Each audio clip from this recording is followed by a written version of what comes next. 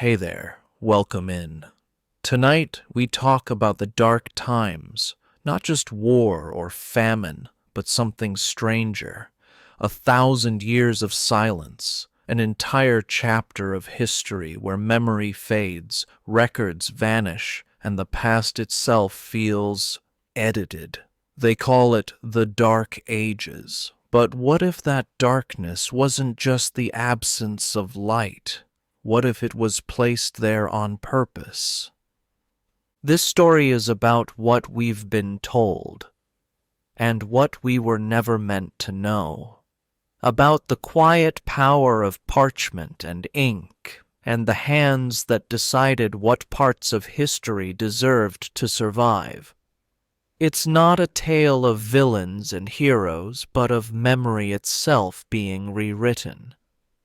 Before we begin, feel free to like or subscribe, but only if this kind of quiet exploration speaks to you.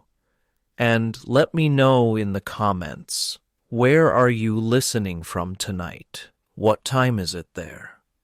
I love seeing how far these stories travel. Now dim the lights, settle in, and let's drift into the lost centuries of Europe and the shadows that still cling to them.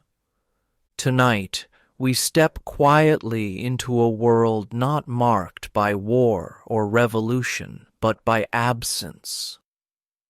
1,000 years stretched between the fall of Rome and the rise of the Renaissance, and yet in that long span there is something missing. Not just the silence of the battlefield or the crumble of stone, but the silence of memory itself. Entire lifetimes passed without leaving a footprint. It is not the darkness that startles, but the blankness. Historians call it the Dark Ages, but that name does not describe a time of chaos and decay. It describes something far more unsettling. A period where the light of knowledge, invention, and documentation did not flicker or dim. It simply vanished. And when Europe emerged again, blinking into the dawn of modernity, it was not the same place that Rome had left behind. Something had changed. Something had been rearranged. And the question is not just what was lost. The question is who made sure it stayed that way. The fall of the Western Roman Empire in 476 is treated as the grand turning point. One moment you have emperors, laws, aqueducts, public forums, schools, a thriving system of knowledge. Then a single event, a general named Odoacer removing a boy emperor named Romulus Augustulus, and all that collapses. But imagine standing in Rome that day. There were no sirens, no trumpet blasts of finality. The markets still bustled. Farmers still brought their produce. People did not wake up and say they lived in a fallen world. And yet, if you look through the pages of recorded history, you find almost nothing in the years that follow.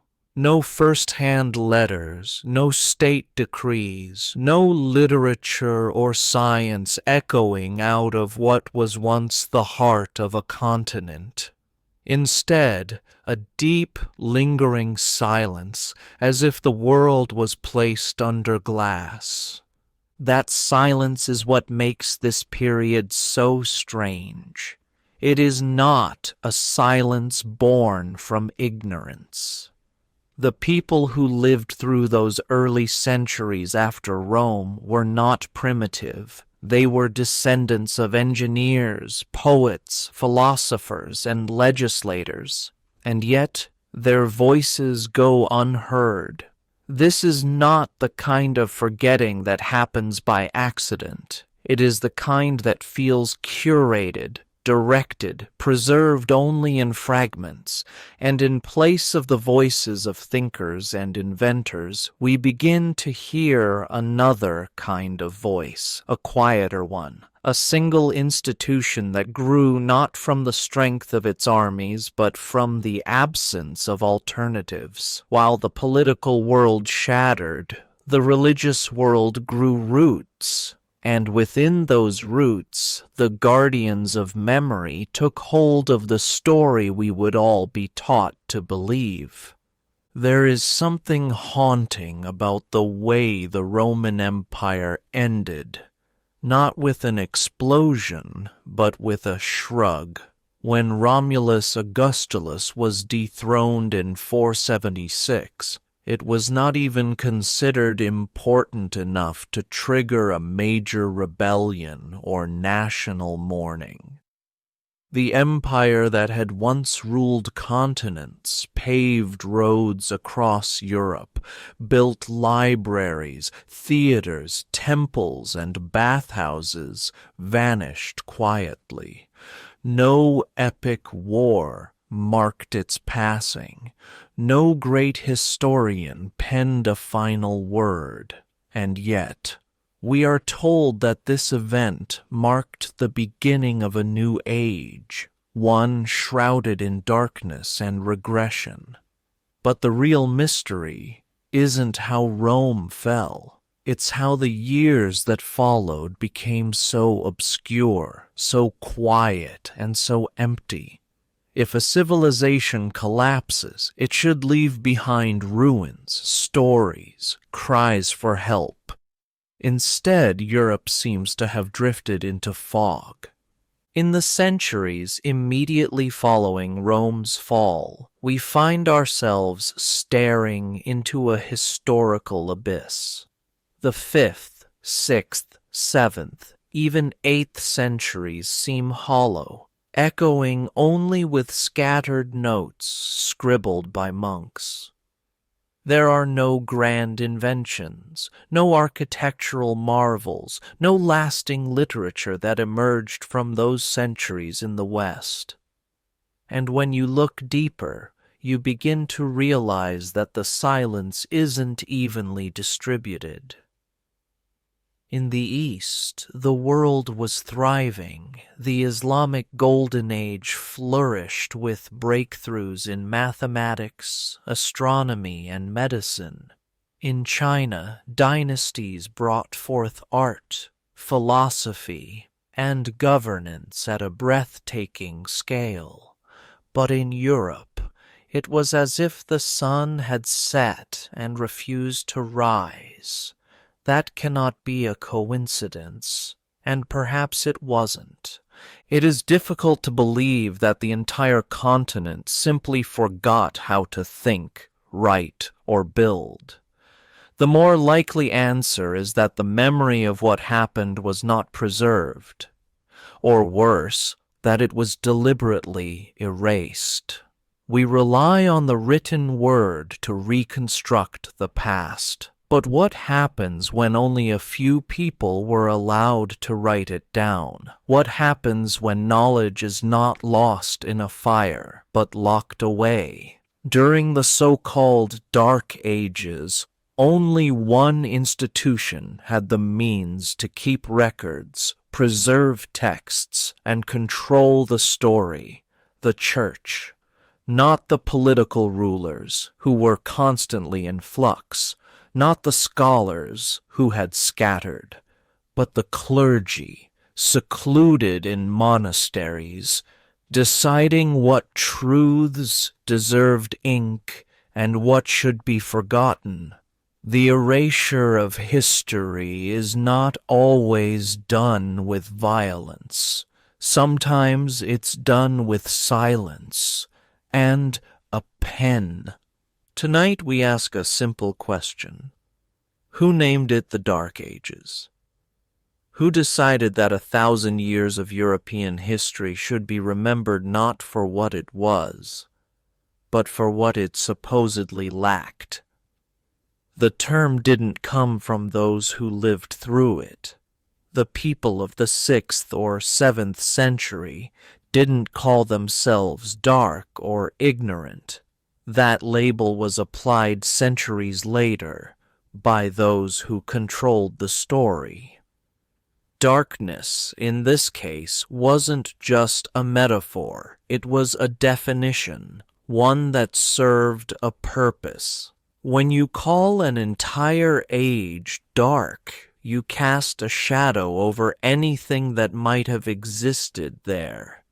And that shadow makes it easier to ignore, to rewrite, or to bury. The narrative is simple. Rome fell, and the world forgot how to think. Scientific progress stopped. Art disappeared. Architecture regressed. People lived in fear and filth, ruled by superstition, until the Renaissance lit the way again. But that tidy story is full of holes. Even within Europe, there were pockets of learning, of trade, of quiet endurance. So why erase them? Why present a millennium as a void? Because if you want to control how people see the past, you first define it. You decide which years are worth remembering and which ones should fade.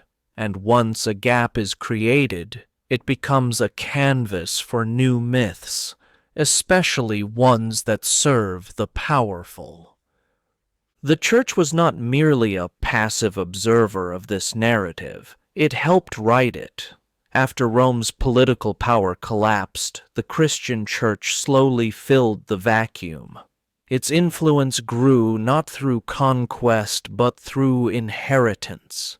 It stepped in where emperors had fallen, offering order in a chaotic world.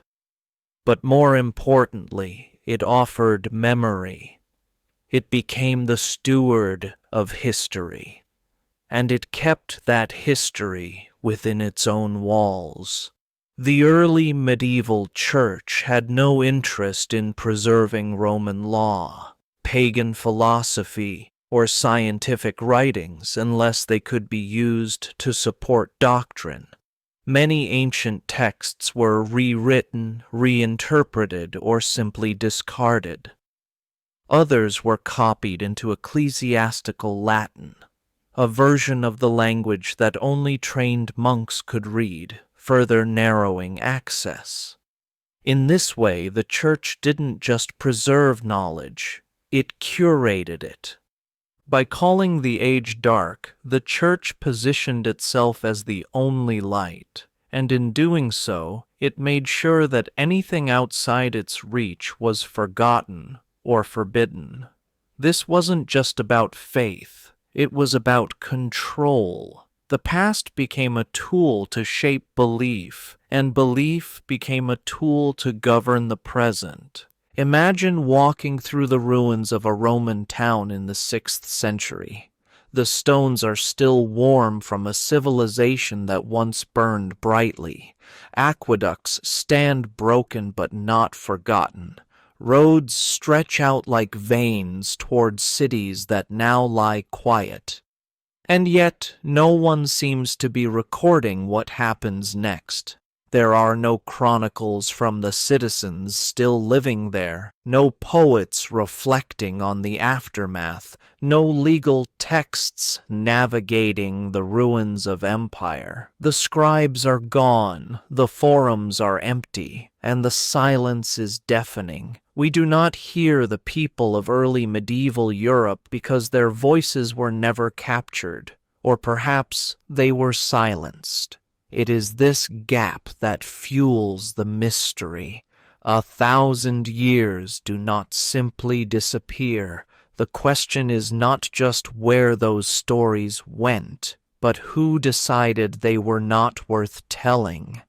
As you dig into the historical record from the 5th to the 8th century, you find fragments at best. A bishop's letter here, a monk's note there, but no cohesive picture of daily life, no consistent record of political events. scientific progress, or cultural shifts. This is not how history usually works. Even in times of collapse, people tend to document their world. The scribes of ancient Mesopotamia wrote through famines and floods. The chroniclers of China recorded rebellions and reforms across dynasties.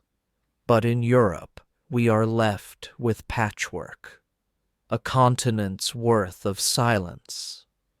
And what little survives all seems to come from a single source, the Church. That's when you begin to understand that the real shift after Rome was not just political, it was epistemological. The Church became the filter through which all knowledge passed. With the Roman state gone, the infrastructure of secular education collapsed. Schools were abandoned, libraries closed, scholars fled or faded into obscurity. The only place where writing, reading, and record-keeping persisted was in the monasteries. And those were not neutral places. They did not exist to preserve knowledge for knowledge's sake. They existed to serve a specific spiritual mission. Manuscripts were copied not based on their historical value, but on their theological alignment. Anything deemed heretical, pagan, or simply unnecessary to salvation was ignored or destroyed. So we are left with a strange paradox. The Dark Ages were not entirely dark. The world went on. People lived and died. But the lens through which we view them was clouded, not by accident, but by design. A single institution rose to hold the pen, and in doing so, it decided what was worth remembering. It is easy to think of history as a simple chain of events, one era giving way to the next in some orderly, linear march. But when you look closely at the centuries following Rome's collapse, the chain does not break, it vanishes. What we know of Europe between the 5th and 8th centuries is less than what we know about Egypt 3,000 years earlier. That should trouble us. We are not dealing with the natural fading of memory, the way time erodes details into myth. We are looking at something far more intentional, a disappearance. And the clues left behind point not to a lack of events, but a lack of access. Because while Europe appeared to fall silent, someone was still watching, still recording, but only what they wanted remembered. In other parts of the world, the lights of learning never went out. The Islamic Golden Age saw the birth of algebra, breakthroughs in astronomy, medicine, and philosophy. In China, the Tang dynasty oversaw vast urbanization, trade expansion, and flourishing poetry. These regions did not suffer a lapse in record-keeping. They preserved manuscripts, built libraries, and expanded knowledge. Yet in the heart of Europe, nothing. No great cathedrals being built, no mathematical treatises, no maps, no poems, just a dull, aching quiet. And yet that quiet was not universal. One place in Europe remained active. One place kept its doors locked and its ink flowing, the monasteries. Within those stone walls, the past was being reshaped. Ancient works were not simply transcribed. They were edited, translated into ecclesiastical Latin, and filtered through a doctrinal lens. Books that did not serve the spiritual mission were abandoned. Those that contradicted church teaching were destroyed. The knowledge of centuries, the writings of Aristotle, Galen, Ptolemy, and Cicero, were kept only if they could be reconciled with faith. And even then, they were rewritten with care, their meaning subtly shifted, their clarity clouded in theological nuance. In this way, the past was not only preserved, it was repurposed. And what couldn't be repurposed, it disappeared. There were no public universities, no independent publishers, no free presses. Every manuscript passed through the hands of men sworn to silence, obedience, and doctrine. This gave the Church immense power, not only over belief, but over memory. They became the gatekeepers of what Europe knew of itself, and in doing so, they did something extraordinary. They redefined reality not through force, but through omission. By deciding what would survive, they decided what had ever existed in the first place.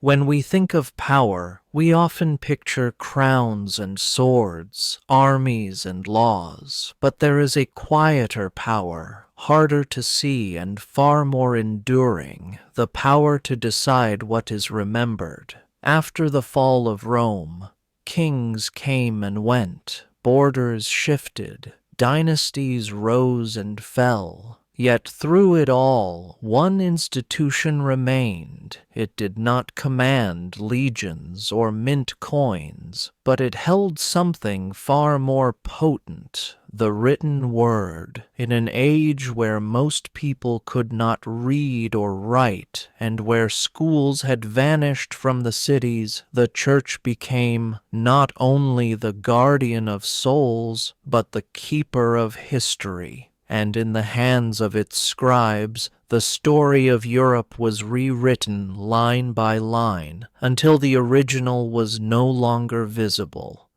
In monasteries scattered across hills and valleys, monks spent their lives copying manuscripts. These were not bustling centers of scholarly debate, but isolated cells where silence was law and obedience was sacred. Over the centuries, ancient works passed through their hands, and with them, decisions were made. What to copy, what to exclude, what to revise, what to destroy. These were not neutral acts. They were choices that shaped what future generations would know and what they would never even think to question. And because no competing systems of knowledge survived, there was no way to verify what had been lost. The past, in effect, became a controlled narrative. A curated memory. Language played a crucial role in this transformation. Classical Latin, the vibrant, flexible language of Roman law, literature, and science, was slowly replaced by Church Latin. This was a narrower, more rigid form of expression, molded to fit theological concepts rather than intellectual exploration. It was used not to describe the world, but to define doctrine. And it was accessible only to those trained within the church itself. In this way, even surviving texts became locked behind a linguistic gate. Knowledge still existed, but only for a select few, and only through a filter of belief. This was not done with malice or tyranny in the traditional sense. It was done with conviction. The men who made these decisions believed they were protecting truth, defending faith, and guiding civilization through darkness. But the result was the same. An entire continent gradually forgot what it had once known, and the people taught only one version of the past, lived their lives unaware that anything had ever been different. Step into a medieval monastery and you'll hear almost nothing. Just the faint scratching of a quill on parchment, the distant echo of bells, the soft shuffle of sandals on stone. These were not places of conversation or exploration. They were fortresses of silence. And yet, within these walls, the very memory of a civilization was being reshaped. Manuscripts were copied not to share knowledge, but to protect it on the Church's terms. What monks chose to copy became what would survive. What they ignored was lost. And for centuries, this quiet process of selection went unquestioned. The result was a version of history that bore little resemblance to the vibrant, conflicted, creative past that once was. It became a narrow corridor of memory, one that led only to the altar. The scribes did not work as historians in the modern sense. They were not preserving multiple perspectives or documenting the voices of the age. They were guardians of orthodoxy, and their task was not to remember everything, but only what was useful to the faith. That meant entire libraries were burned or allowed to rot. Texts in Greek or early secular Latin were often discarded if they did not serve a religious purpose. Thousands of scrolls, poems, plays, medical treatises, and philosophical dialogues vanished, not with fire and fury, but through simple neglect. Their absence today leaves behind a silence so deep it has been mistaken for emptiness. But the world was not empty. It was simply edited. The few works that were allowed to survive were often rewritten, not just translated, but reshaped to conform to church doctrine. Ancient thinkers were baptized in ink, their words reinterpreted through the lens of theology. A pagan philosopher could be quoted if his ideas were made to align with Christian morality. A medical manual could be kept if it began with a prayer. Over time, the original meanings became harder to recover. What we think of today as medieval thought is not the natural evolution of Roman or Greek ideas. It is what remained after centuries of pruning, reshaping, and silence. And those doing the pruning believed they were acting in service of a higher truth. That makes the legacy even more complex. These were not villains hoarding knowledge for power. They were men who believed they were protecting the soul of civilization. But in doing so, they narrowed the path of progress. They turned a continent rich in voices into a whisper, and that whisper, repeated long enough, became the only story left to tell. Imagine if your only window into the past came through a single keyhole. That is what history became in early medieval Europe. After Rome's collapse, the physical infrastructure of knowledge fell into ruin. Libraries turned to rubble, schools fell silent, and the educated class either vanished or surrendered their work to survive. In this vacuum, the Church did more than rise. It positioned itself as the last torchbearer of civilization, but the light it carried illuminated only certain paths, leaving the rest in shadow. What little was preserved came filtered through this narrow beam. and everything else slipped quietly out of view. The church did not need to destroy everything outright. It only needed to choose what was worthy to keep. For the ordinary person living in this world, history became whatever the church allowed them to hear. The stories of Rome, of Greece, of distant lands, and forgotten inventions no longer passed from one generation to the next. They were replaced with scripture, hagiographies, and miracle tales. A child raised in the 7th century would grow up never hearing the name Archimedes, never reading a line of Homer, never learning the complex system of Roman law. To them, the world had always been as it was, ruled by the church, framed by the Bible, and populated by saints and sinners alone. In this way, history was not lost. It was overwritten. This was not a silent process. It echoed in the architecture, in the art, in the rituals of daily life.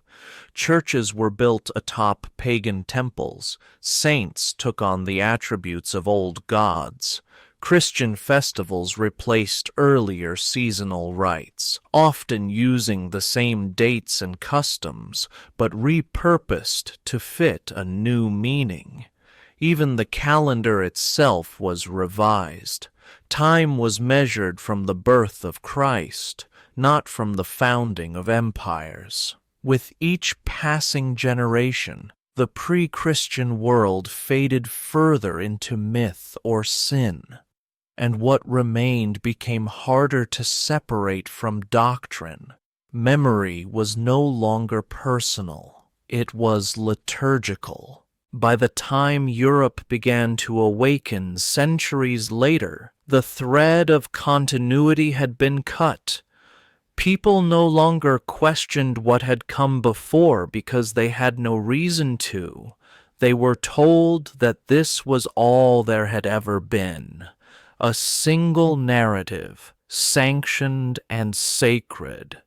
And within that narrative, the church stood as both guardian and gatekeeper, no longer just of souls, but of time itself. By the time you reach the 9th century in European history, a peculiar pattern starts to emerge. The names and events that do appear in the historical record seem oddly repetitive, faintly derivative, or just thin. Major events are mentioned, but the details feel second-hand. Monarchs rise and fall, but their stories lack depth. Wars are referenced, but without first-hand descriptions or context. The people who lived through these centuries, the craftsmen, the farmers, the thinkers, have left behind almost nothing. No diaries, no civic records, no literature reflecting their daily lives. It is as if the entire continent passed through a fog, and only the outlines of history remain. And within that fog, one voice continues to echo clearly, one voice that seems curiously untouched by the silence around it, the church.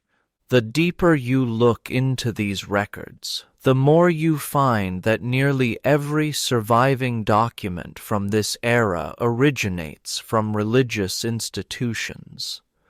Monasteries, bishoprics, and church scribes are the authors of our past. Secular voices, if they existed, have been muted. Kings are described only through their relationship to the church. Events are interpreted as signs of divine favor or punishment. Even natural disasters are presented through a spiritual lens. There is almost no evidence of an independent intellectual tradition operating outside this sphere. The chroniclers were not historians in the modern sense. They were theologians, and their purpose was not to record the world as it was, but as they believed it ought to be remembered.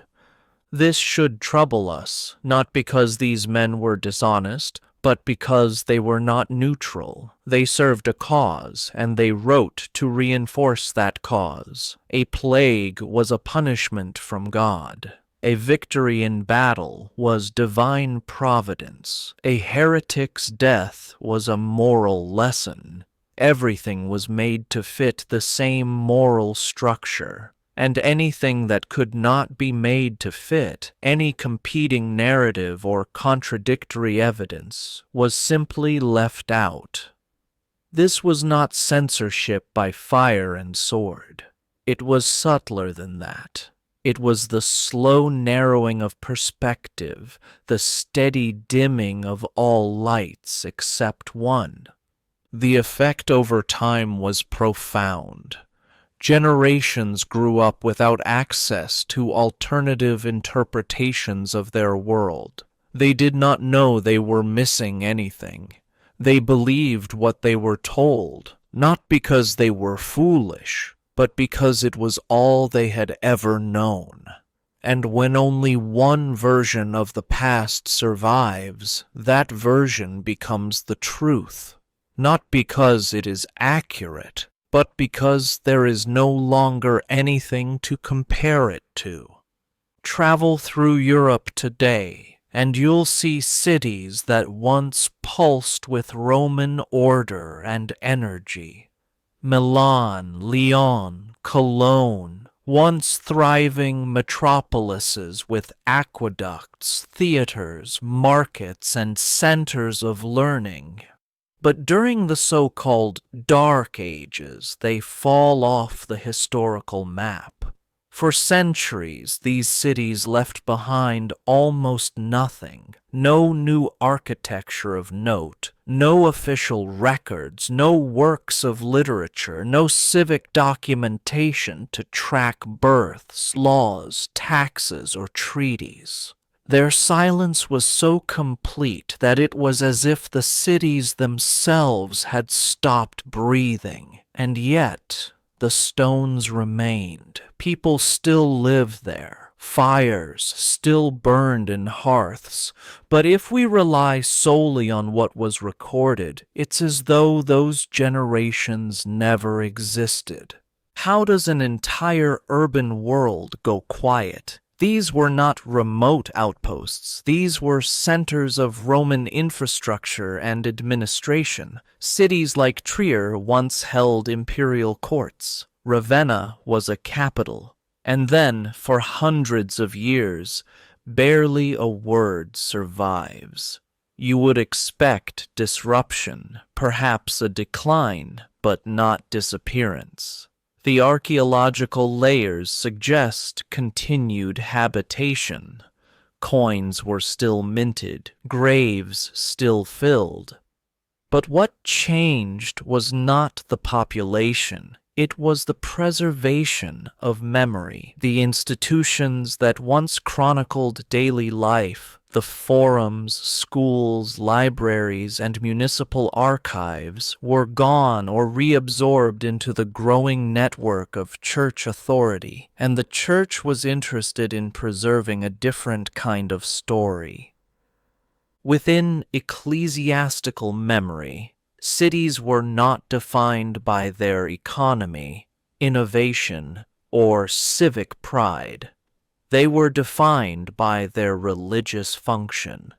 Did they house relics, saints? Did a bishop govern the local faithful? If not, they often faded into irrelevance.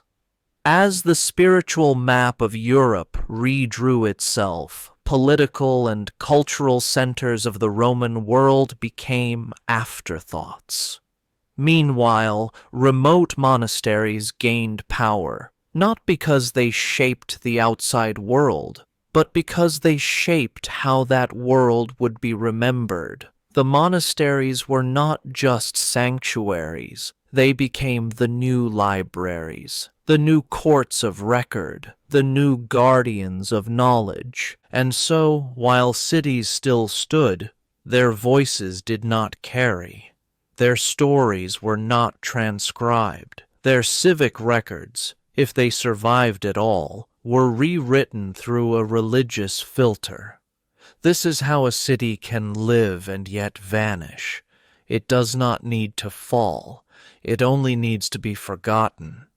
And when the people inside have no pen and no permission to write, the memory of their lives depends entirely on who is watching and what that watcher chooses to record.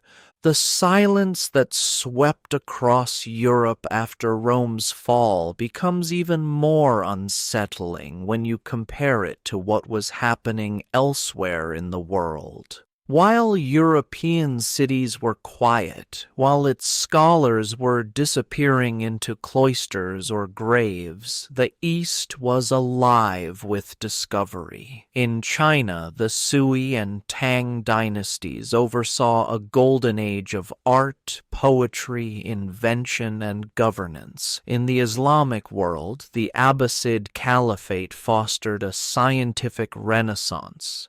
Algebra was born, astronomy flourished, and vast libraries like the Beit al-Hikmah in Baghdad were filled with thousands of scrolls from across the known world.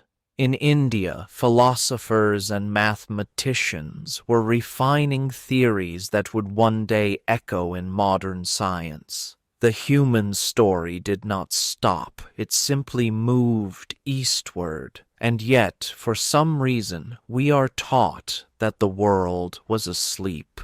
This is one of the most glaring contradictions in the accepted historical timeline.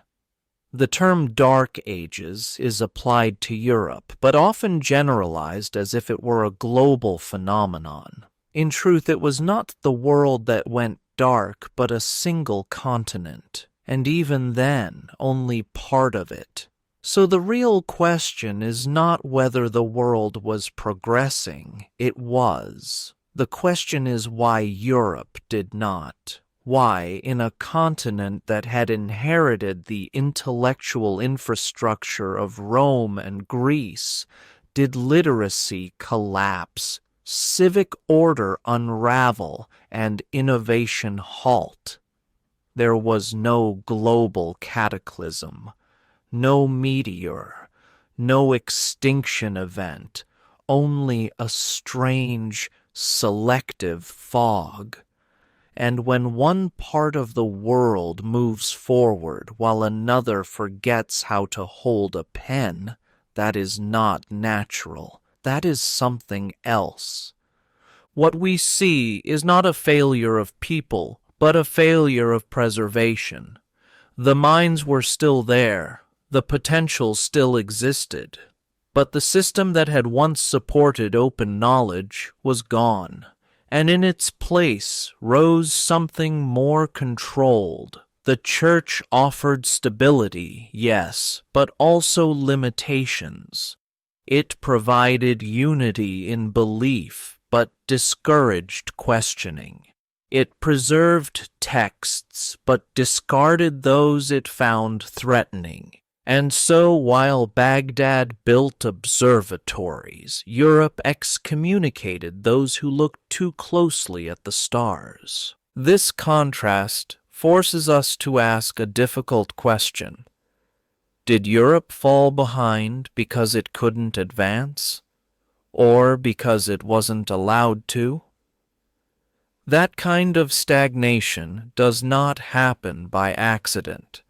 It happens when the flow of knowledge is dammed, when the guardians of memory close their gates and decide who gets to remember and who must forget. When the political machinery of Rome crumbled, there was no single institution powerful enough to replace it, at least not immediately. Armies scattered, trade routes fractured, and governance dissolved into regional squabbles. But out of the wreckage, something unusual happened. one institution not only survived but began to expand: the church. While kings and warlords struggled to draw borders, the Christian church moved steadily through the broken world, not with armies, but with scribes, rituals, and stories. It did not rush to rebuild roads or aqueducts. It rebuilt meaning. It offered a new way to understand the world, not through law or reason, but through faith.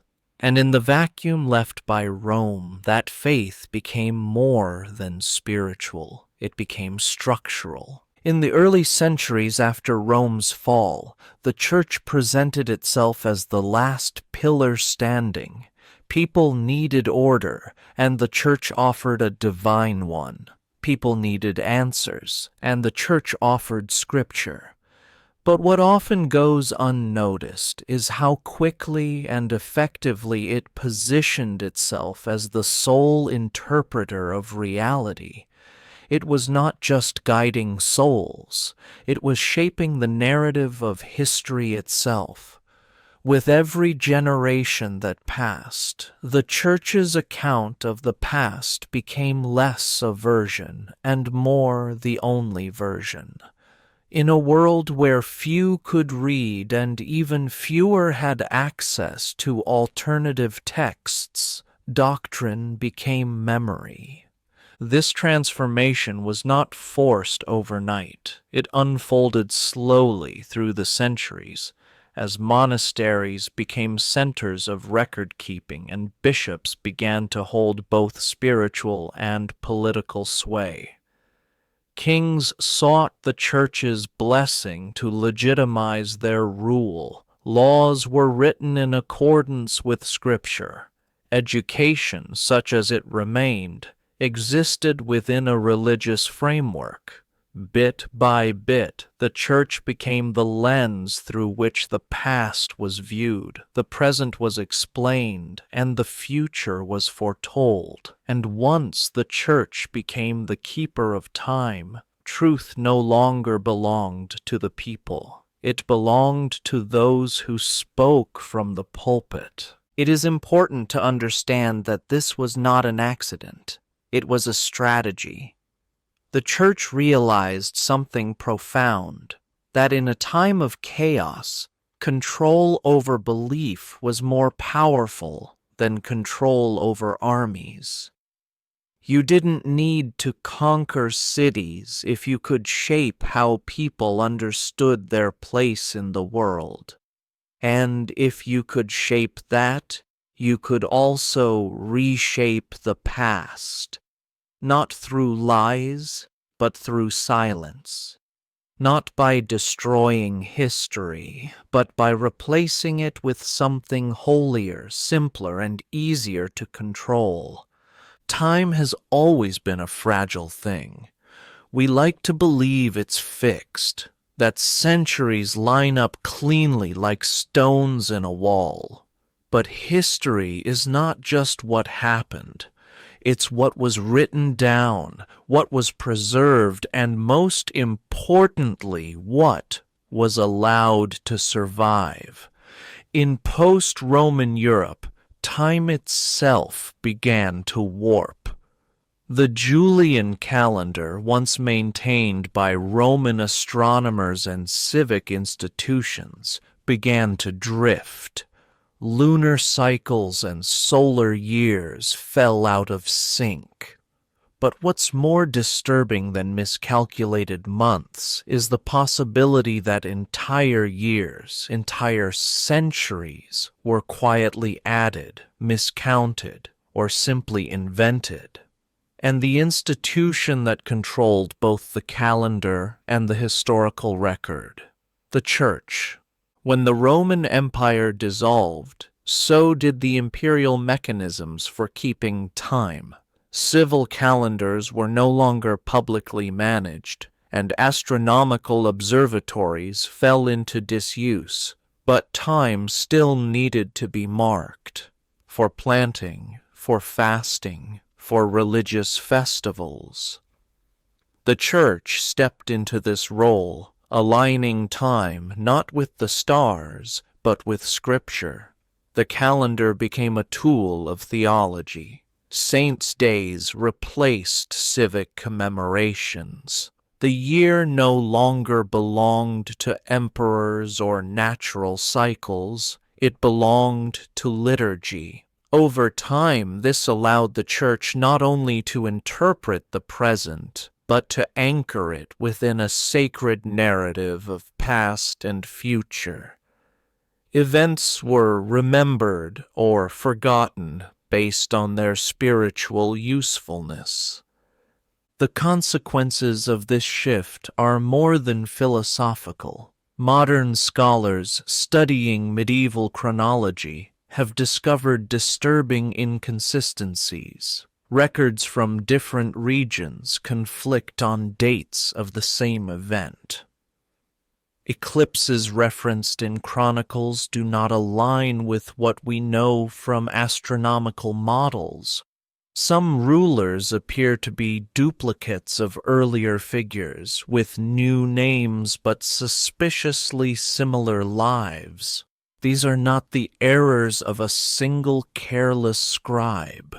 They are systematic gaps, holes patched with repetition, dates that seem retroactively inserted to preserve an illusion of continuity. And at the center of it all stands the institution that preserved the timeline, the Church. It would be comforting to think that history is a straight road, but the medieval world did not travel in a line. It wandered in loops, in omissions, in rewritten paths. And once the Church took control of time, they did not need to erase the past to change it. They only had to redefine its order. And once they had done that, no one could say exactly where they stood. Not in space, not in spirit, and not in time. What happens when the very figures we believe shaped history may not have existed at all? In the long shadows of the Dark Ages, even the highest seats of authority begin to blur. Look closely at the papal records between the 6th and 10th centuries, and something unusual starts to emerge. Names are listed, titles assigned, but the substance beneath them is thin. Some popes appear only in single-line entries. No letters, no decrees, no buildings commissioned, no opposition faced.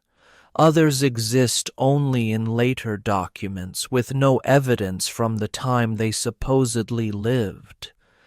If these men wielded the immense power attributed to them, why is there so little trace of their reigns? And if they didn't, who placed them into the historical record, and why? We often think of the papacy as an unbroken chain, stretching from St. Peter to the modern day. This narrative is central to the Church's authority, presenting a lineage chosen by God, validated through time. But such a chain must appear seamless. Any gaps, any missing years, any signs of institutional discontinuity would threaten that legitimacy. So the solution is simple. Fill in the blanks, invent saints, canonize legends, assign names to lost years, and if the past is empty, write into it the leaders you wish had been there. No need for malicious intent, just the steady pressure to make history line up with theology. This process becomes even more suspicious when viewed in the context of the so-called phantom time theory. The proposal that several centuries of early medieval history were fabricated to match political or prophetic expectations. While this theory remains controversial, it highlights a real possibility that history, when maintained by a single institution, becomes vulnerable to correction in the name of continuity. And what better way to maintain that illusion than to populate the void with unquestioned authority? A name, a robe, a date. Nothing more is needed. No letters survive because none were written. No records remain because none existed. The issue is not whether every pope from that period was real. It is that the very question feels forbidden, and in that prohibition lies the deeper truth, that when an institution controls the only pen, it can also control whether its own story is ever questioned. In a world where doubt was heresy and belief was law, fabricated memory could stand for centuries, unchallenged, undisturbed, and sanctified. In most times and places, silence signals absence, a pause between events, a breath in the narrative. But in the case of the Dark Ages, silence became something else entirely. It became strategy. When the world fell quiet, it did not do so naturally.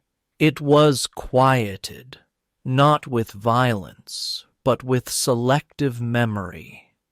The people of Europe did not simply forget how to write, build, or think.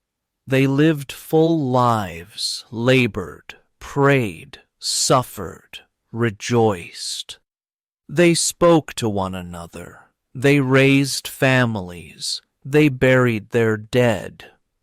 But what they did not do was record those moments for future generations. And those who had the power to record them chose not to. The monasteries, which became the sole centers of literacy, were not interested in capturing the nuances of daily life. They recorded what mattered to them: theological debates, the lives of saints, religious visions, the births and deaths of popes. A famine that killed thousands might be mentioned only if it was seen as divine punishment. A war would be remembered only if it involved a Christian king or a pagan enemy. Entire communities could rise and fall without a single mention in the surviving texts. The quiet wasn't accidental, it was cultivated. And it wasn't just what was excluded, it was how things were remembered. A miracle might be added where there was none, a martyrdom embellished, a legend transformed into sacred fact. These changes were often subtle, but they shaped the cultural imagination of generations to come. When stories are passed down with no competing versions, they harden into truth. And once that truth is blessed by religious authority, it becomes unassailable. To question it is to challenge not only the story, but the institution behind it. Over time, this control over memory became indistinguishable from power itself. People stopped expecting to know their history. They accepted the version handed to them. Not because they were naive, but because there were no alternatives. The loss of secular writing, public record-keeping, and civic education meant that knowledge itself was something distant, something sacred, something gated. And so silence became a form of control, a method of shaping belief not through coercion, but through omission. It was not what was said that held power, but what was never allowed to be spoken. There is a theory so bold, so unsettling, that it has been dismissed by many historians outright. Yet it refuses to disappear. It is known as the phantom time hypothesis, and it suggests that nearly 300 years of European history, from around 614 to 911, never actually occurred, that the calendar was artificially extended, and that the events, rulers, and wars we associate with those centuries were later inventions created to fill a historical void. At first glance, the idea seems absurd, but when you start peeling back the layers, you begin to see why some believe it might not be so easily dismissed. It begins with the anomalies. Documents from the early Middle Ages are remarkably sparse, especially compared to the periods before and after. Key events lack contemporaneous evidence. Entire reigns of kings exist only in later chronicles, not in original documents, coins, or inscriptions. Architecture from those centuries is oddly scarce, and when it does appear, it often mimics earlier Roman forms or suspiciously resembles what comes centuries later. There are overlaps in names, in policies, in achievements, patterns that feel less like coincidence and more like repetition. Then there are the astronomical inconsistencies. Solar eclipses, which can be dated with mathematical precision, do not always align with the historical records from this period. Chronological models begin to drift. Events in one part of Europe do not line up with similar events in another. Historians attempting to reconcile the Gregorian calendar with its Julian predecessor had to insert leap years and corrections to account for the gap. But even then, the math doesn't add up cleanly. There is a stretch of time that behaves like an inserted layer, a bridge between eras that may not have actually been crossed. If someone did fabricate this stretch of time, they would need both motive and means. The Church, along with imperial powers like Otto III and Pope Sylvester II, had both. By manipulating the timeline, an emperor could claim to fulfill a prophecy. A pope could strengthen the illusion of an unbroken lineage from St. Peter. And in a world where few could read and even fewer could challenge authority, changing the past was as simple as writing it down. This does not mean that everything between the 7th and 10th centuries is false, but it forces us to ask how much of it is real and how much was engineered to fit a desired vision of the world. If time can be bent on paper, then history becomes not a mirror, but a manuscript, one that can be revised in silence. There is something eerily familiar about certain figures in early medieval Europe, particularly when you compare them to those from centuries before. One name in particular stands at the center of this strange mirroring: Charlemagne. He is celebrated as the father of Europe, the great unifier of the continent, the emperor who revived learning and law after centuries of supposed decay. But the deeper you look, the more his story begins to resemble that of another man, Constantine the Great. The resemblance is not just in their titles, but in their timelines, achievements, and even the structure of their empires. Constantine ruled in the 4th century. Charlemagne supposedly lived in the 9th. Yet somehow their legacies echo each other almost too perfectly. Both men claimed divine favor and used Christianity to unify their fractured realms. Both were credited with sweeping administrative reforms. Both had complex relationships with the Church, defining it, shaping it, and being shaped by it in turn. Even their names bear similarities in rhythm and stature. Their stories are grand, sweeping, and deeply symbolic, and therein lies the problem. Because symbols, while powerful, are not always real, historians have long debated the historical accuracy of Charlemagne's reign. While there are documents, decrees, and chronicles attributed to his court, many of them were written long after his death, often by church authorities with vested interest in preserving a myth of imperial continuity. The physical evidence, architecture, coins, personal relics, is surprisingly thin for a figure of such immense supposed influence. In some regions, no local records of his campaigns exist. Instead, we find glowing praise from later church scholars, constructing a narrative of divine restoration at the hands of a Christian emperor. It is a story with a purpose, and perhaps that purpose was not to remember a man, but to justify an institution. If Charlemagne was a real person, his legacy may have been embellished beyond recognition. If he was not, then we must ask ourselves why such a figure was needed. The answer is power.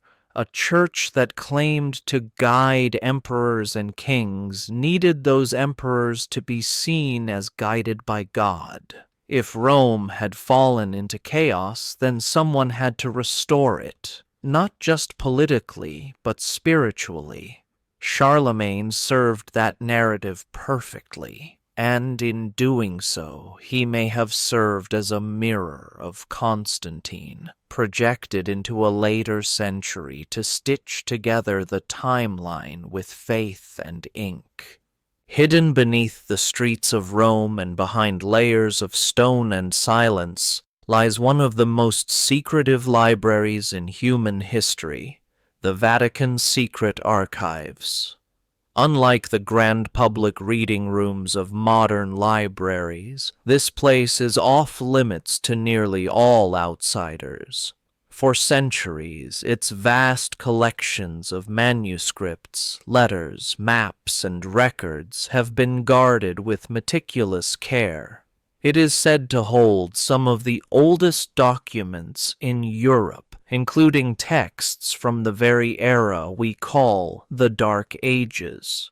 But what exactly rests within these archives remains a mystery to the world. Scholars have caught glimpses, rumors swirl, but the truth is carefully contained behind doors that few have ever crossed. The importance of such an archive cannot be overstated. If the early medieval period was a time of loss and erasure, then these vaults may hold the missing pieces. Original manuscripts, maps predating known discoveries, letters from forgotten rulers, and accounts of events suppressed by history. The secrecy surrounding this trove fuels speculation. What if the Vatican holds documents that could rewrite what we know about European history? Documents that could reveal a continuity of knowledge and power deliberately hidden from the public? The very idea is enough to challenge centuries of accepted scholarship. Access to the archives is strictly controlled. Only a handful of clerics and trusted scholars have ever been granted permission to enter, and their work is closely supervised.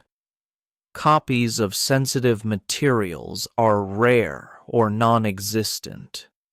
The Church justifies this secrecy on grounds of preservation and respect for sacred texts. but it also means that the world's understanding of its own past is filtered through a narrow gate. Whatever secrets may lie within remain out of reach, preserving the status quo of historical knowledge. This archive represents a powerful metaphor for the entire Dark Ages mystery. Much of what we want to know is not destroyed. It is simply hidden, the past carefully preserved yet deliberately withheld. And so history remains a story told through fragments and shadows, pieced together from whispers behind locked doors. It reminds us that sometimes the biggest cover-ups are not the ones shouted from the rooftops, but the ones held in silence.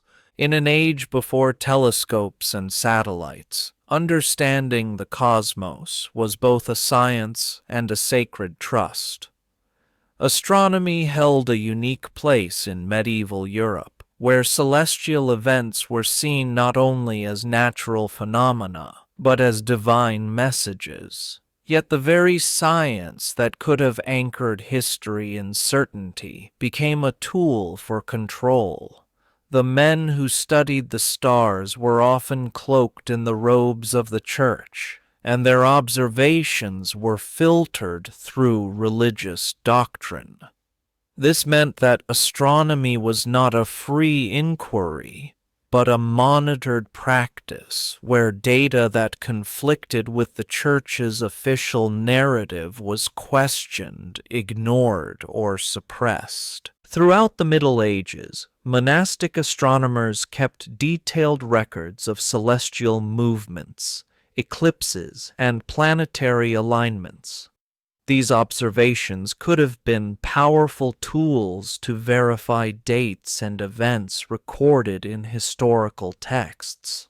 But when those texts contradicted the Church's timeline or theological views, astronomers were pressured to adjust their findings or label them erroneous. The sky, which should have been an impartial clock, became a contested space. Those who dared challenge the official chronology faced suspicion or worse. The cases of Giordano Bruno and Galileo Galilei illustrate the peril of looking too closely at the heavens. Bruno was burned for his ideas, while Galileo was forced to recant, not because their science was flawed, but because their conclusions threatened the Church's control over history and belief. This tension between observation and doctrine meant that astronomy, rather than illuminating the past, sometimes clouded it. Historical events recorded as occurring during specific eclipses or celestial alignments often do not match the actual astronomical data. Inconsistencies arose that could not be explained by mere error. Instead, they hint at a deliberate manipulation of dates to fit a predetermined narrative. By controlling the interpretation of the heavens, the Church effectively controlled the timeline of history. The consequences of this are profound. When the celestial clock is altered, it becomes impossible to verify historical claims independently. The fabric of time unravels, and once doubt enters the equation, so does the possibility that what we call history might be as much fiction as fact. This chapter of the Dark Ages shows that the battle for knowledge was not only fought on Earth, but written in the stars, and that the victors wrote their own version of both. Imagine a world where the maps themselves tell secrets. In medieval Europe, cartography was far more than a tool for navigation. It was an instrument of power. Maps guided not only explorers and merchants, but also shaped how people understood their place in the world. Yet, during the centuries we call the Dark Ages, the maps that survive present puzzles. Some show coastlines and continents with accuracy that seems impossible for the time. Others depict lands that don't exist, or islands that have long since vanished beneath the waves. The sources of these maps are often hidden, their origins mysterious. How did medieval cartographers possess knowledge that, according to official history, should have been lost or undiscovered? One of the most famous examples is the Piri Reis map of 1513. Compiled by an Ottoman admiral, it shows the coasts of South America and Africa with striking precision. Even more astonishing is its portrayal of Antarctica, complete with ice-free coastlines, something modern science only confirmed centuries later. Piri Reis claimed his map was drawn from older charts dating back to antiquity, but those source maps have never been found. What this suggests is that knowledge of geography was not lost during the Dark Ages, but hidden or controlled. There may have been secret networks of scholars and sailors who preserved and passed down advanced geographic information, while the wider world remained in ignorance. The Vatican is believed to house one of the largest collections of ancient maps, many of which remain sealed from public view. Scholars suspect that these documents contain geographic knowledge far beyond what is recorded in textbooks. This secrecy raises important questions. Was Europe truly isolated during the Middle Ages, or was the continent's public ignorance a carefully maintained illusion, designed to keep knowledge in the hands of a select few? If maps can be hidden, so too can history. The way land is represented on a map shapes what is possible to imagine, and if continents and seas are erased or distorted, so too are the stories and discoveries of those who sailed them. The cartographic mysteries of the Dark Ages remind us that history is not only written in words but drawn in lines, and that those lines may conceal as much as they reveal. The Piri Reis map is just one of many cartographic puzzles that hint at hidden knowledge from the medieval world. Maps from this period sometimes depict coastlines and islands with surprising accuracy, far beyond what historians expect from an age supposedly steeped in ignorance and isolation. Some maps show geographic details that modern science has only confirmed in recent centuries, including coastlines free of ice or submerged lands long vanished beneath the oceans. The sources of this information remain a mystery.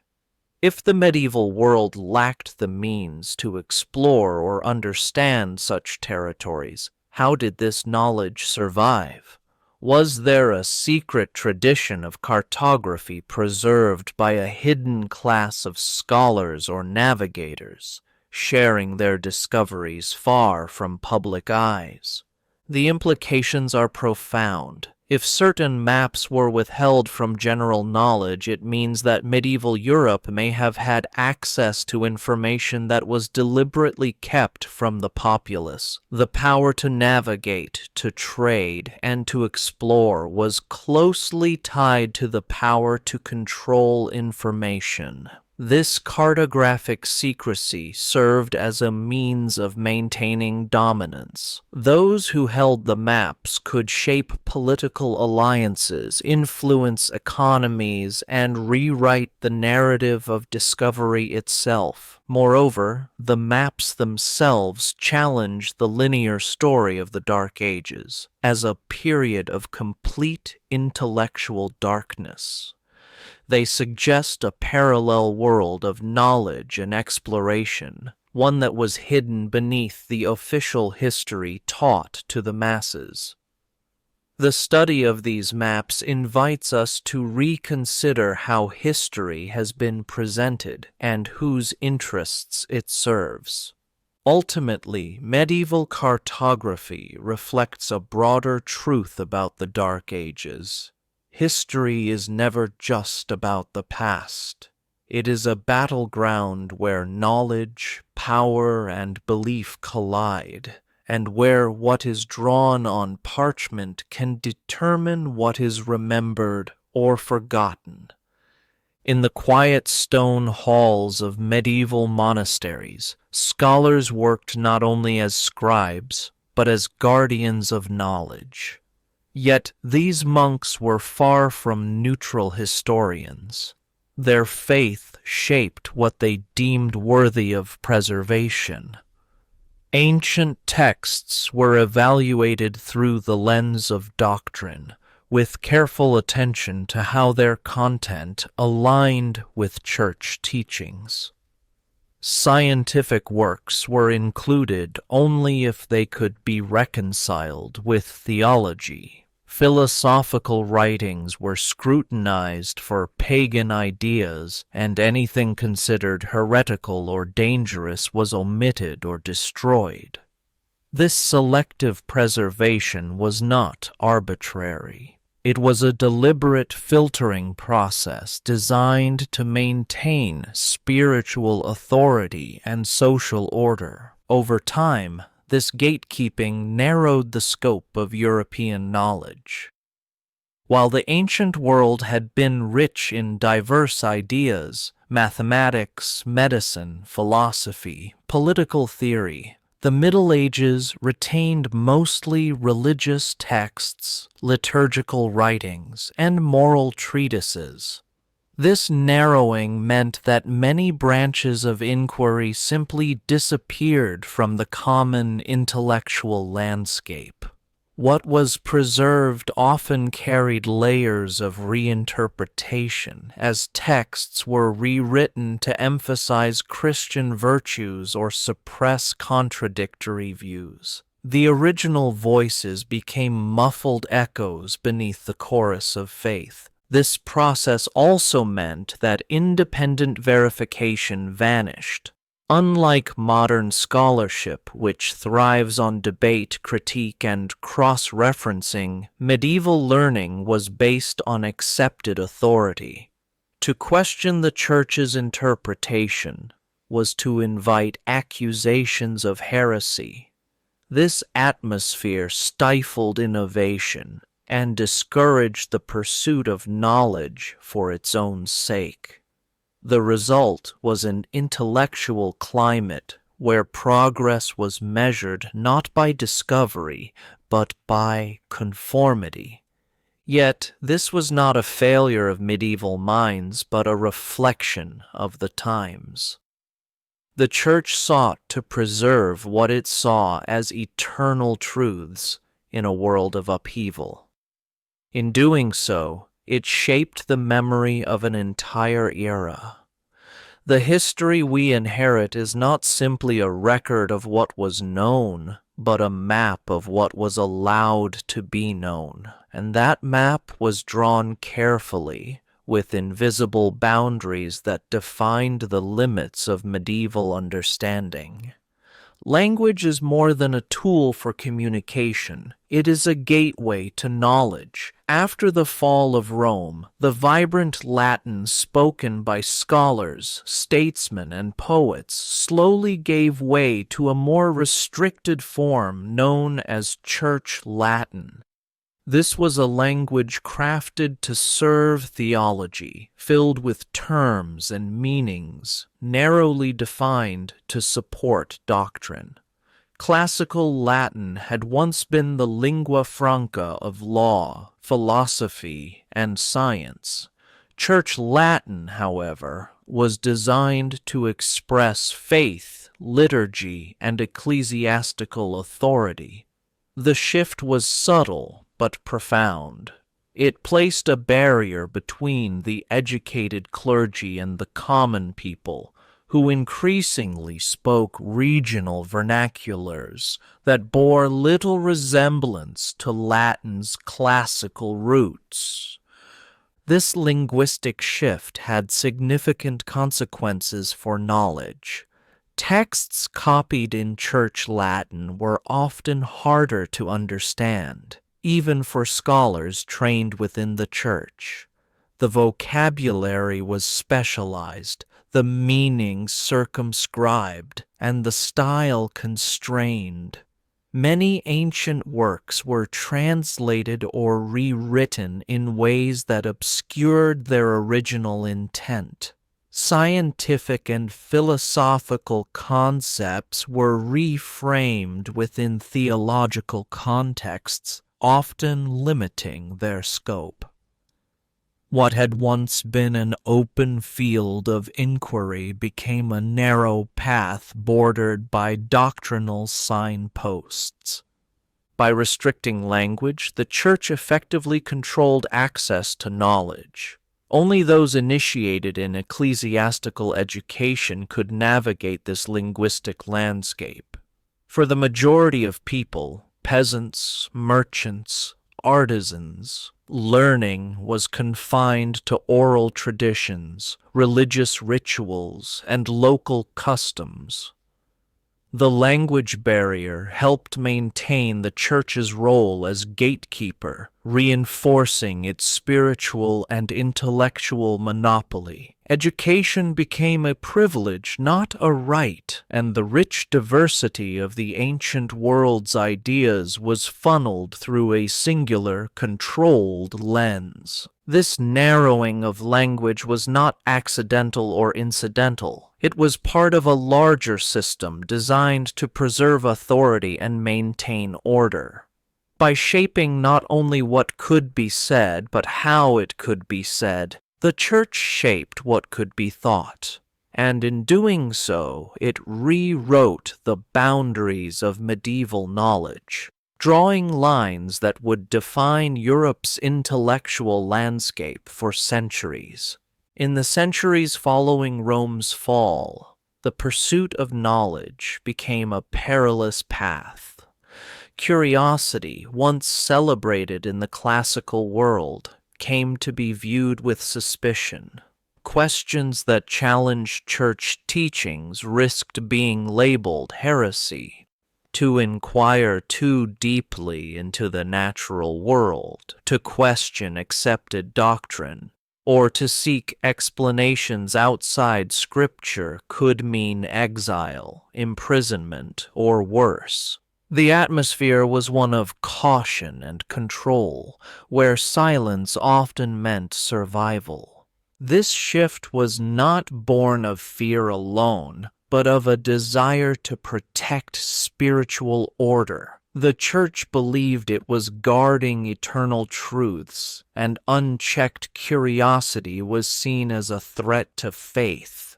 Scientific inquiry that contradicted Scripture was dangerous. The stories of early scientists and philosophers who challenged orthodox views often ended in tragedy. The case of Giordano Bruno, burned at the stake for his cosmological theories, remains a stark reminder. Galileo Galilei's forced recantation, not due to faulty observations, but because they challenged church authority, illustrates the deadly limits placed on inquiry. This suppression of curiosity had far-reaching consequences. The intellectual climate discouraged innovation and exploration. Natural philosophy, the precursor to modern science, was confined within theological boundaries. Experimental thinking gave way to dogma. As a result, Europe's intellectual progress slowed, while other cultures, such as those in the Islamic world and China, made significant advances. The loss was not only of knowledge, but of the spirit of discovery itself. Yet even in this constrained environment, pockets of resistance existed. Some scholars continued to explore, sometimes in secret, sometimes in coded language. But the shadow cast by the fear of heresy was long. It shaped how knowledge was pursued, who pursued it, and what could be spoken aloud. The Dark Ages, then, were not just a time of lost knowledge, but of controlled knowledge, a time when the flame of curiosity was dimmed to a flicker. Maps are more than mere drawings. They are narratives of power and knowledge. In medieval Europe, where most people could neither read nor travel far, maps shaped imagination and authority. Yet some maps from this era present mysteries that challenge accepted history. Certain medieval charts depict coastlines, islands, and continents with remarkable accuracy, sometimes even showing places that, according to official accounts, had not yet been discovered. How could cartographers in the Dark Ages have such detailed knowledge? Where did their information come from? One answer might lie in hidden networks of scholars, sailors, and clerics who preserved ancient knowledge while the broader society remained in ignorance. These groups could have kept secret libraries of geographic information passed down from antiquity or gathered through clandestine voyages. The secrecy surrounding such knowledge would explain the vast gulf between what was officially taught and what was known by a few. It also suggests that the medieval world was not as isolated as it appears. Controlling maps was a form of controlling power. Those with accurate geographic information could influence trade, exploration, and territorial claims. By withholding or distorting maps, authorities could shape political realities and limit challenges to their rule. This manipulation of cartography parallels the broader control over history during the Dark Ages, a control exercised not by destruction, but by selective preservation and secrecy. The mystery of medieval maps invites us to reconsider the narrative of European ignorance during the Dark Ages. Perhaps knowledge survived in shadowed corners, accessible only to the privileged few, and perhaps the maps themselves were part of a larger story, one in which knowledge was power, and power was jealously guarded. The idea that knowledge could be hidden in plain sight is not new. Throughout history, secret societies, scholarly orders, and religious institutions have guarded information from the uninitiated. In medieval Europe, this guarding took on a particular urgency. The collapse of Roman governance left a vacuum not only of power, but of education and record-keeping. Into that void stepped the Church and its monasteries, becoming both protectors and censors of knowledge. But what if there were groups within this system, cloistered monks, cryptic scholars, or traveling clerics, who preserved knowledge far beyond what was publicly known. The notion of secret networks preserving forbidden texts and scientific knowledge is often dismissed as myth or conspiracy. Yet the scarcity of public records contrasted with occasional bursts of rediscovered knowledge raises questions. How did Europe leap from centuries of supposed ignorance to the Renaissance, a sudden flowering of art, science, and exploration? The answer may lie in hidden channels of knowledge transmission, vaults and archives, coded manuscripts, oral traditions passed carefully from master to apprentice. These secret keepers would have needed to navigate the Church's strictures carefully. Their work was clandestine, not only because of fear of persecution, but because knowledge itself had become a tool of power. Revealing too much could disrupt the delicate balance between faith and reason, authority and curiosity. This delicate dance shaped the course of European history. The idea of lost or hidden knowledge challenges the notion of the Dark Ages as an era of pure ignorance. Instead, it paints a picture of knowledge fragmented, veiled, and waiting to be rediscovered. The existence of such hidden traditions forces us to rethink the story of Europe's intellectual past.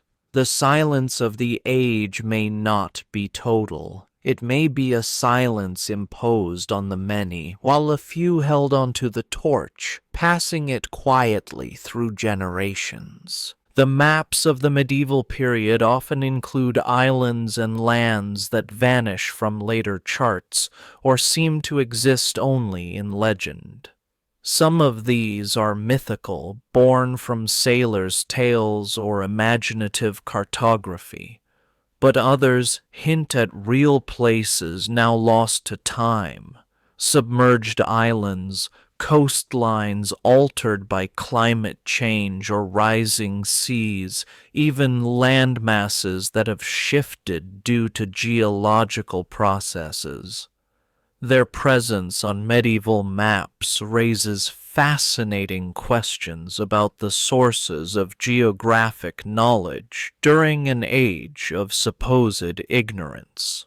These lost islands are more than curiosities. They suggest that knowledge of the world was more complex and extensive than often acknowledged. How did medieval cartographers come to include these features? Were they preserving oral histories from ancient mariners? Or were there secret voyages that charted parts of the globe long before the age of exploration?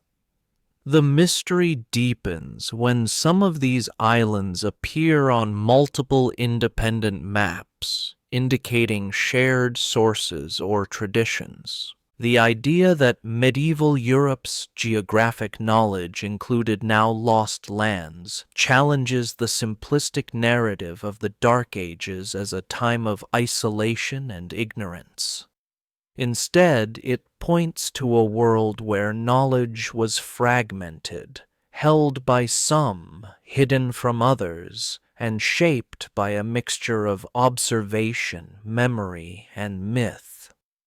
In this way, maps become not only guides to physical space, but also maps of power and secrecy. Understanding the reasons behind the disappearance of these islands from later maps leads to broader questions about the control of knowledge. Were these lands erased deliberately to hide earlier voyages? Or did changing geography and the loss of sources simply lead to their fading from memory? The story of lost islands reveals how history, like the earth itself, can shift beneath our feet, reminding us that what we know is often only a part of what once was. Maps are more than representations of geography. They are tools of authority. In medieval Europe, those who controlled maps controlled how the world was understood. The process of map-making was often shrouded in secrecy, with skilled cartographers working behind closed doors, producing charts that were closely guarded. Unlike today's open sharing of information, medieval maps were political documents, their accuracy and detail a matter of power rather than public knowledge. Some scholars believe that secret schools of map makers existed, possibly linked to the church or royal courts, who preserved ancient knowledge while keeping it hidden from the wider population. These cartographers may have drawn from ancient sources, explorers' accounts, and carefully guarded manuscripts. Their maps showed coastlines far beyond what was commonly accepted, detailed inland geography, and sometimes even speculative lands based on myth or lost knowledge. By controlling who could access these maps, the ruling powers controlled what was possible to imagine and discover. The secrecy served to maintain their dominance, ensuring that only trusted individuals could navigate the seas or expand territories. This hidden cartographic tradition fits into the broader pattern of knowledge control during the Dark Ages. Just as history was curated through selective preservation of texts, geography was curated through selective sharing of maps. The parallel between these practices highlights a deliberate shaping of reality, both past and present, by those in power. Maps became not merely tools for navigation, but instruments for managing perception and authority. The existence of secret cartographic knowledge invites us to reconsider the accepted narrative of medieval Europe as isolated and ignorant. Instead, it suggests a world where information was carefully parceled, where what was known by a few was concealed from many. And it challenges us to ask, what else has been hidden behind closed doors, waiting to be rediscovered? The monastic communities of medieval Europe are often remembered as serene centers of prayer and scholarship, but they were also the silent keepers of history's deepest secrets. While monks copied texts and chronicled events, their work was bound by strict obedience and silence. They did not freely share knowledge, instead, they guarded it. The monasteries were places where knowledge was both preserved and controlled. Walls separated the world of the learned from the masses outside, and access to books was limited to a select few. This exclusivity helped ensure that the narrative of the past remained tightly managed. These monks were not merely passive scribes. They made active decisions about what to copy, what to omit, and how to interpret what they copied. Texts that conflicted with church teachings were ignored or destroyed. Scientific works were adapted to fit theology. Philosophical arguments were reframed to reinforce faith. The monks' faith motivated them, but their choices shaped the intellectual landscape of Europe for centuries.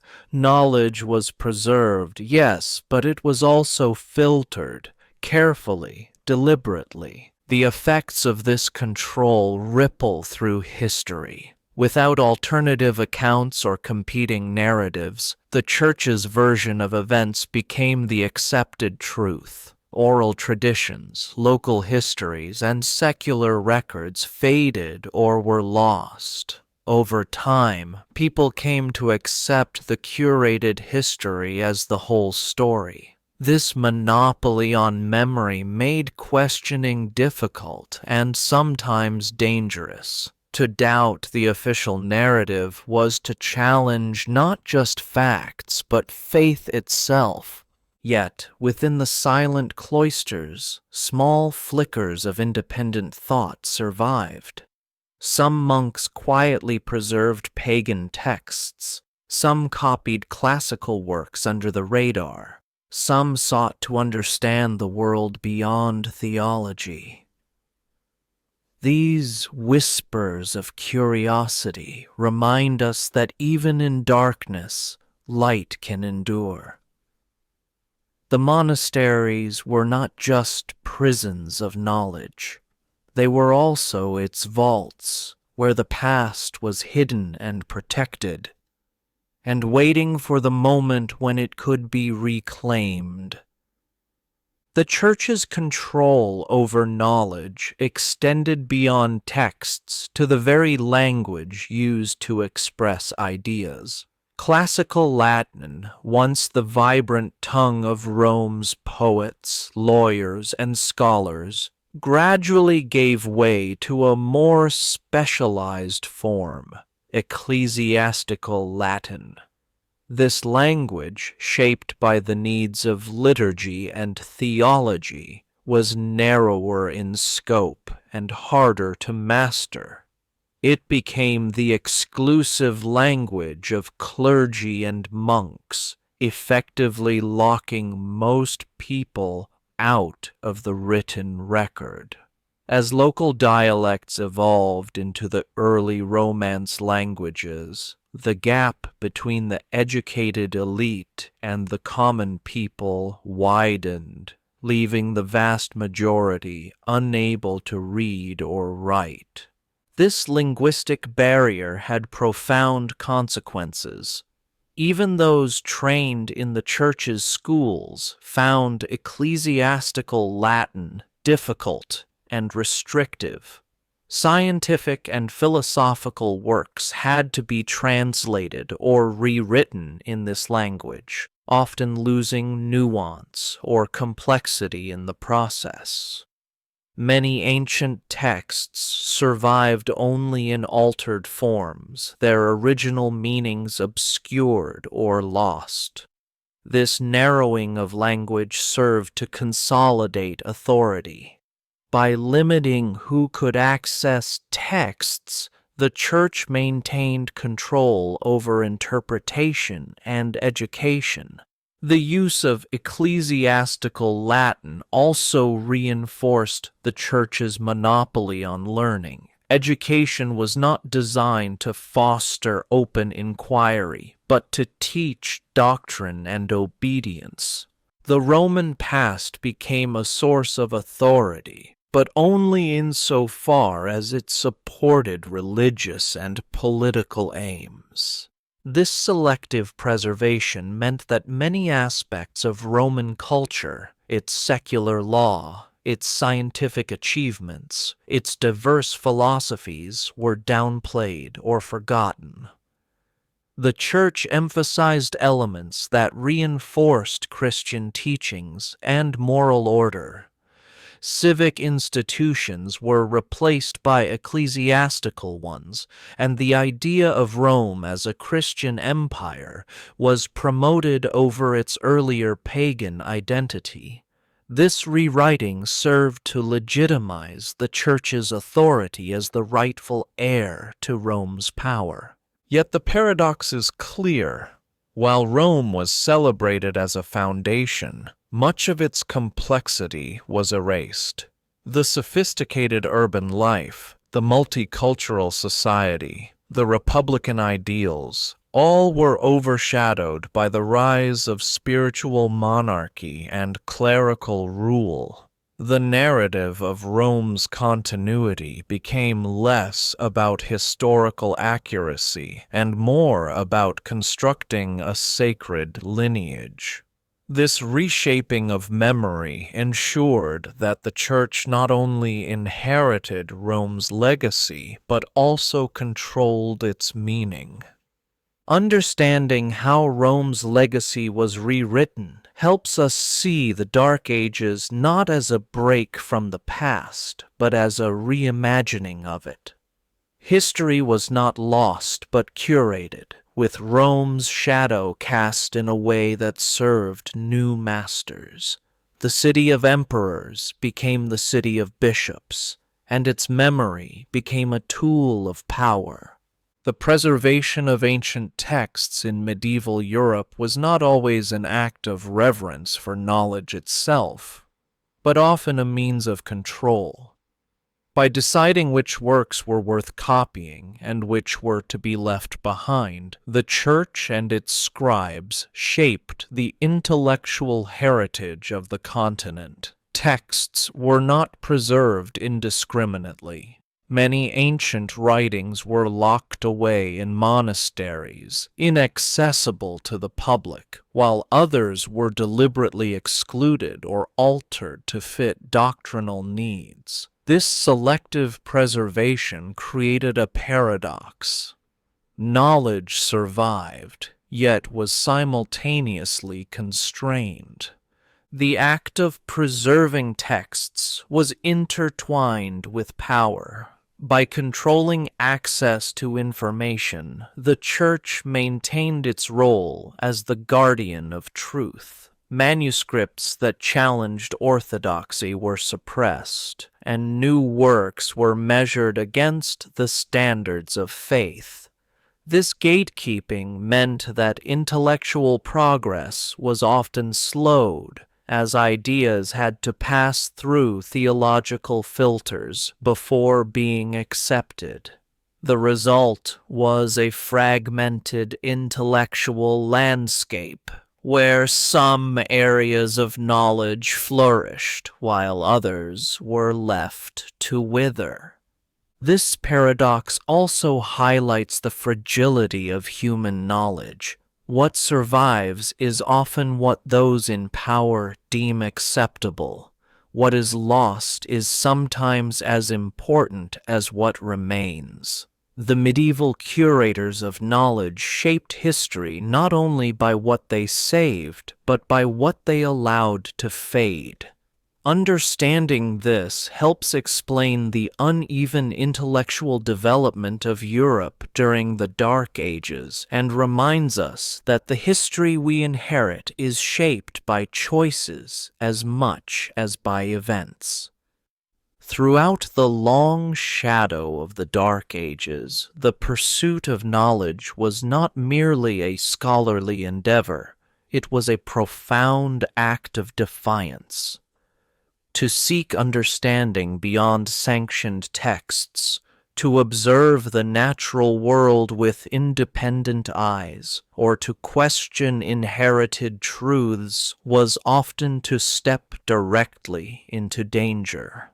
In an age where orthodoxy was not only spiritual but political, curiosity became a liability. It is easy to forget that many of the foundations of modern science and philosophy were once considered heretical. The few who dared to explore forbidden questions were branded as rebels, heretics, or worse. Their lives became cautionary tales, warnings to others about the cost of stepping beyond the narrow boundaries drawn by the Church and its political allies. To think freely was to risk everything. The examples of Giordano Bruno and Galileo Galilei, though often cited in later periods, serve as potent symbols of this medieval legacy. Bruno, whose vision of a boundless cosmos directly contradicted the geocentric model endorsed by church dogma, paid for his intellect with fire. His refusal to recant not just of astronomy, but of philosophy, metaphysics, and a pluralistic vision of the universe, was seen not as bold inquiry, but as dangerous blasphemy. Galileo, protected in part by his connections and the shifting political winds of the Renaissance, still faced the Inquisition's crushing pressure. Forced to recant under threat of torture, he whispered his truth in defiance, and yet it moves. A quiet echo of a time when questioning the stars could lead to the dungeon. Though these men lived on the edge of the medieval and modern world, their stories trace back to centuries of intellectual suppression rooted deep in the Dark Ages. The Church's resistance to new knowledge was not fueled by ignorance, but by strategic control. Ideas are dangerous not because they are false, but because they invite people to reconsider what they've been taught to accept. When Scripture claimed that Earth was the center of the universe, a heliocentric model did more than shift planetary orbits. It undermined the very idea of divine order. If the cosmos was not structured according to divine symmetry, what else might be questioned? The rule of kings, the sanctity of relics, the exclusivity of salvation. The guardians of orthodoxy understood this threat intimately. Control over knowledge meant control over the world view that held society together. Thus, heretical ideas were not debated, they were extinguished. The fire of innovation was replaced with literal flames. Yet even in this hostile environment, the human drive to know could not be entirely smothered. The spirit of inquiry flickered in hidden corners. In monasteries where ancient Greek texts were copied in secret, in Islamic Spain, where translations of Aristotle flowed across religious borders, in coded manuscripts passed hand to hand by those who refused to let curiosity die. Some scholars cloaked their ideas in allegory. Others built entirely new languages of symbolism to mask their explorations. There were those who memorized forbidden texts so they could be spoken aloud long after the pages were burned.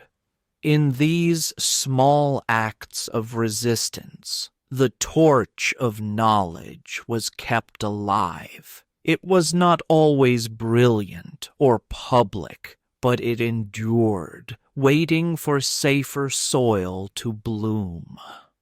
This chapter is more than a recounting of repression. It is a meditation on courage. It forces us to confront the uncomfortable truth that knowledge is rarely neutral. It must be defended, and those who protect it, sometimes at great personal risk, form a lineage as vital as any royal bloodline.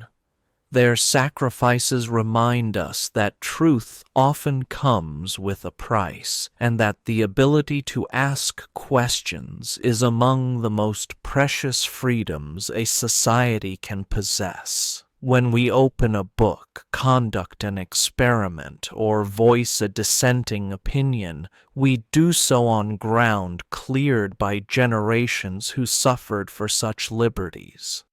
The Dark Ages were not void of intelligence. They were a time when intelligence had to wear a disguise. They were not devoid of discovery. They were a time when discovery was hidden in plain sight. Understanding this tension between control and curiosity gives us a deeper appreciation for the world we live in today. The freedom to think, To question, to explore is never guaranteed.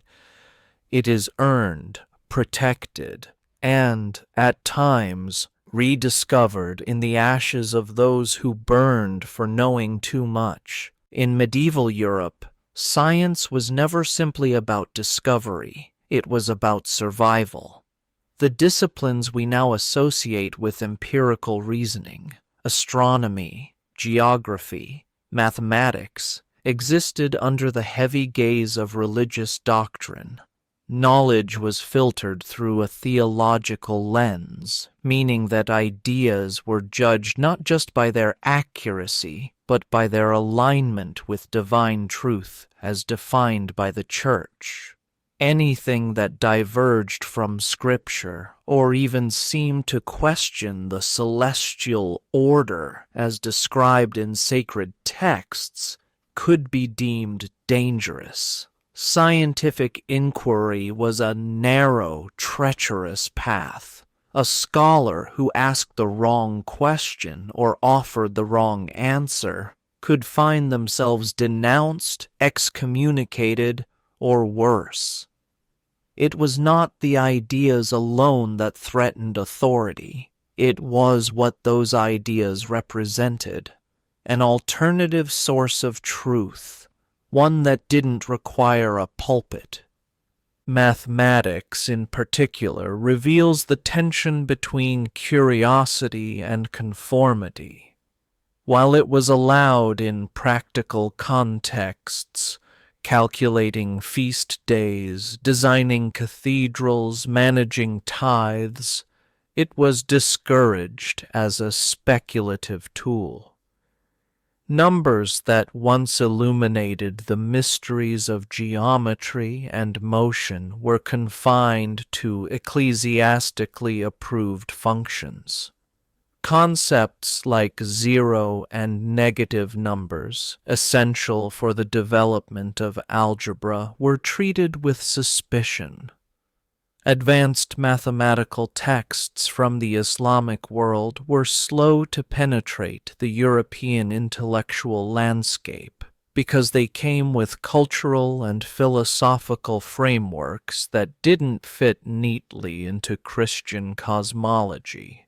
Ideas that pointed to a mechanistic or ordered universe, where outcomes were determined by predictable patterns rather than divine intervention, were dangerous. If the world could be understood without God, what else might be questioned? Geography faced similar constraints. Medieval maps were not drawn to scale or proportion, but as symbolic representations of theological truth. Jerusalem stood at the center of the world, not because of evidence, but because it was spiritually central. The known world was bordered by monstrous races and mythological beasts, warnings as much as cartography. Travel accounts were censored and foreign lands interpreted through a biblical frame. Even the act of exploration was weighted with spiritual intent to convert, to reclaim, to fulfill prophecy. Natural curiosity about the world's shape, size, and peoples was dulled by an insistence on doctrinal consistency. When Marco Polo returned from the East with detailed descriptions of unfamiliar cultures and advanced technologies, many simply dismissed him as a liar. He did not fit the map they had drawn. But it was in astronomy that the most volatile battles between observation and orthodoxy occurred. The Ptolemaic model, Earth at the center, heavens revolving in perfect spheres, was more than a scientific theory. It was a theological scaffold. This view reinforced the idea that humanity occupied a privileged place in God's creation. So when observations began to suggest otherwise, when astronomers noticed irregular planetary motion or proposed heliocentrism, It wasn't just a scientific challenge, it was existential. It threatened the symbolic structure of divine order. Nicholas Copernicus, aware of the danger, delayed the publication of his heliocentric model until the year of his death. Galileo, more daring, faced interrogation by the Inquisition. The telescope became not just an instrument of clarity, but of conflict. This resistance to new knowledge did more than delay discovery. It narrowed the intellectual bandwidth of an entire civilization. It bred a culture of fear, where innovation had to hide behind allegory or remain unspoken. Ideas were whispered in monasteries, buried in codices, or smuggled through translations from Arabic and Greek. The Church's monopoly on truth meant that progress moved in fits and starts, dependent on political winds and the courage of isolated thinkers. It also meant that when the Renaissance and scientific revolution finally emerged, they did so not as natural evolutions of medieval thought, but as rebukes to centuries of constraint. This chapter is not an indictment of faith, but of fear. It explores how the guardianship of knowledge can so easily become its prison. In an age where asking the wrong question could end your career or your life, the full flowering of science was impossible. And yet, even in this constrained world, seeds were planted. Ideas crossed borders. Scholars copied ancient texts by candlelight. Slowly, a new framework of thought began to form, one that would eventually break the theological ceiling and allow humanity to reach for the stars, not as divine mystery, but as a universe waiting to be understood. The Dark Ages were not devoid of intellect. They were defined by its careful suppression. Understanding how religion, fear, and power shaped the flow of knowledge during this era allows us to appreciate the hard-won freedoms of our own. Inquiry should never again require permission, and truth should never again bow to dogma. If the Church stood as the singular source of light in an age it had branded as engulfed in darkness, then it was not merely a beacon, it was the gatekeeper of vision itself. To declare the world dark was not an observation, but a command. It was a way to centralize power, to define the terms by which truth could be sought and found. If knowledge lay cloaked in shadows, then only the Church, by its own decree, held the divine candle with which to navigate. This framing was not accidental. It was deeply strategic. By painting the era as one of spiritual blindness and intellectual peril, the Church cast itself in the role of savior and guide. To question its teachings was to risk eternal damnation. To explore knowledge outside of sanctioned texts or traditions was to wander into dangerous terrain where only error and sin could flourish. Thus, the doctrine of darkness became both shield and sword, defensive against dissent and offensive in shaping the minds of the faithful. The metaphor of darkness was powerful, and its uses were many. It was invoked to silence heresy, to restrict access to texts, and to discourage independent thought. Pagan philosophies, rival theological ideas, and foreign knowledge were all swept into the category of darkness, things to be feared, rejected, or destroyed. This provided moral justification for the destruction of libraries, the execution of thinkers, and the censoring of texts. By monopolizing the language of light and truth, the Church positioned any alternative worldview as inherently corrupted. Even those who sought truth with good intentions were told that, without ecclesiastical guidance, they would inevitably fall into error. Knowledge was not inherently good. It was dangerous unless filtered through the Church's teachings. Education was structured to reinforce this system. Monastic schools taught not how to question, but how to memorize. Logic was applied not to expand the world but to confirm doctrine.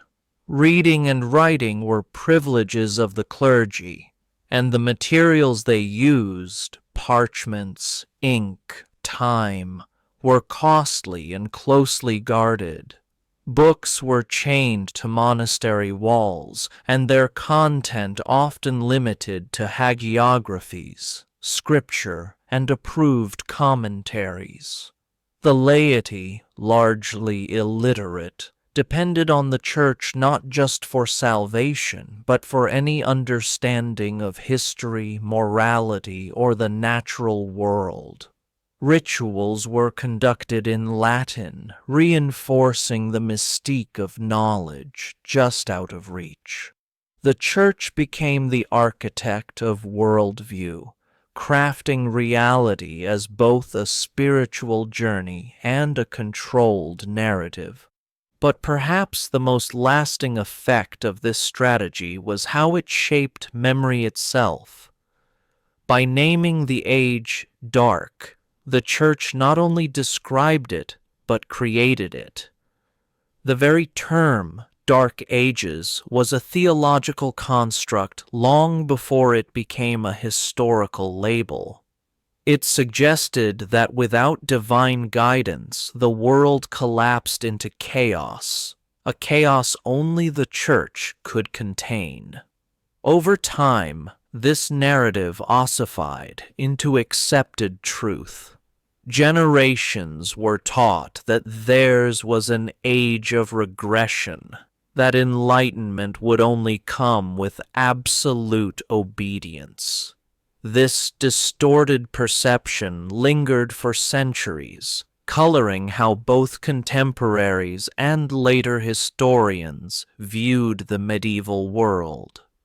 The accomplishments of non-Christian cultures, the resilience of oral traditions, the intellectual rigor preserved outside the Latin West, all were overshadowed by the dominant tale of darkness and redemption. Understanding the doctrine of darkness reveals how power can shape reality, not just through force, but through story. It teaches us that what we believe about the past is often crafted as much by what is emphasized as by what is hidden. The Church's control over light was not merely symbolic, it was infrastructural.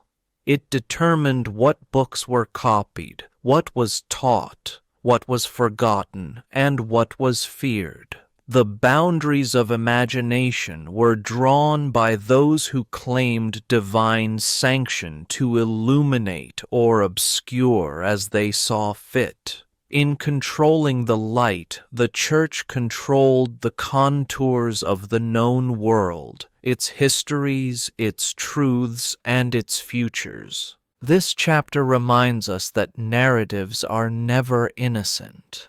When one institution claims exclusive access to truth, it rarely does so for truth's sake alone. Power hides in metaphor, in language, in curriculum, and sometimes The most effective way to control a society is not by force, but by convincing its people that, without you, they would be blind. The doctrine of darkness was not about the absence of knowledge. It was about its careful management. And in those managed shadows, centuries of potential were kept just out of reach. Every history must start somewhere, and in medieval Europe, that beginning was shaped with purpose. The first chroniclers, mostly church officials, weren't just recording events. They were crafting a narrative aligned with religious goals. These histories were not neutral accounts, but theological tools designed to validate the Church's authority and present a divine order to the world. What was remembered and how it was framed served a clear purpose: to reinforce the supremacy of Christian rule and suppress anything that challenged it. Events were interpreted through a lens of faith. Natural disasters were signs of God's anger. Victories were rewards for piety. Kings who supported the Church were sanctified, while dissenters were vilified or erased. Pagan traditions, alternative beliefs, and non-Christian cultures were either rewritten to fit the Church's vision or cast into obscurity. This wasn't just storytelling, it was strategic memory management. The Church controlled what was worthy of remembrance and buried what threatened its narrative. In the absence of reliable records, legend filled the void, myths became history, and miraculous tales were treated as fact. Stories of saints, relics, and biblical lineages were accepted as truth because they served a moral and spiritual agenda. Over time, these stories were repeated until they solidified into collective memory. To question them was to risk persecution. This control over the past gave the Church extraordinary power in the present. By shaping how people understood their origins, it defined their identity, their loyalties, and their worldview. When history becomes a sermon, it no longer reflects reality, it molds it. And long after the Middle Ages ended, these early narratives continued to influence how Europe saw itself. To challenge those beginnings is not to reject the past, but to confront its creation. Despite the Church's overwhelming control of historical memory, there were always those who quietly resisted. They were monks who subtly copied forbidden texts, scholars who questioned contradictions, travelers who recorded what they witnessed firsthand. Some were nobles with access to hidden libraries. Others were wandering translators preserving banned ideas from distant lands. Their defiance was not loud or violent. It was in their choice to remember differently, to protect knowledge the Church tried to suppress. These individuals recognized the gaps and inconsistencies in the accepted narrative. They saw skipped generations in chronicles, borrowed pagan myths dressed as miracles, and vanishing rulers in genealogies. Their careful investigations exposed the constructed nature of official history. Working in isolation and often in fear, they collected fragments, translated lost texts, and safeguarded alternative accounts that defied the dominant version of the past. Though many faced exile, condemnation, or worse, their perseverance laid the foundations for future intellectual awakenings. The Renaissance and Enlightenment grew from their hidden efforts. This chapter honors those forgotten keepers of truth, unnamed, often unthanked, who refuse to let history disappear into silence. Even in darkness, they preserved the spark of memory. Memory is a weapon, not in the loud, explosive way of battlefields or swords, but in the quiet, enduring way of ink and silence. The ability to shape what is remembered, and more importantly, what is forgotten, has always been one of the most effective tools of power. In the centuries now labeled the Dark Ages, this power was wielded not by conquerors alone, but by those who controlled thought, education, and the sacred texts. By dictating how the past was recorded and what was allowed to survive the erosion of time, they didn't just preserve history, they authored a new version of it. One that would justify their rule, sanctify their position, and erase any rival interpretations before they could even form. In this era of uncertainty and crumbling empires, the weaponization of memory became foundational to maintaining control. The erasure of inconvenient truths was not done with fire and force alone, but with penmanship, doctrine, and ritual. Genealogies were altered to forge divine legitimacy. Dissenting voices were silenced or declared heretical. Ancient manuscripts deemed dangerous or unaligned with Christian dogma were quietly removed from shelves or rewritten to fit theological molds. The past was refashioned like clay, molded until it supported the present order. Myths were not just born, they were institutionalized, made sacred through repetition, and taught as fact. People were not merely kept in the dark. The lanterns they were handed were crafted to cast only certain shapes.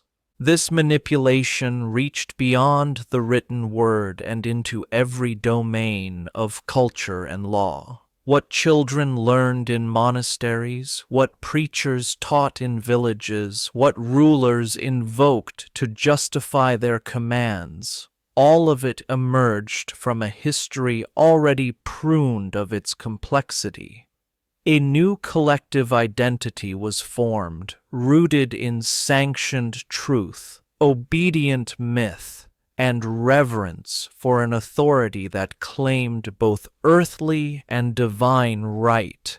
To imagine a different past was to risk being branded a heretic, and to question the official timeline was to step outside the realm of salvation.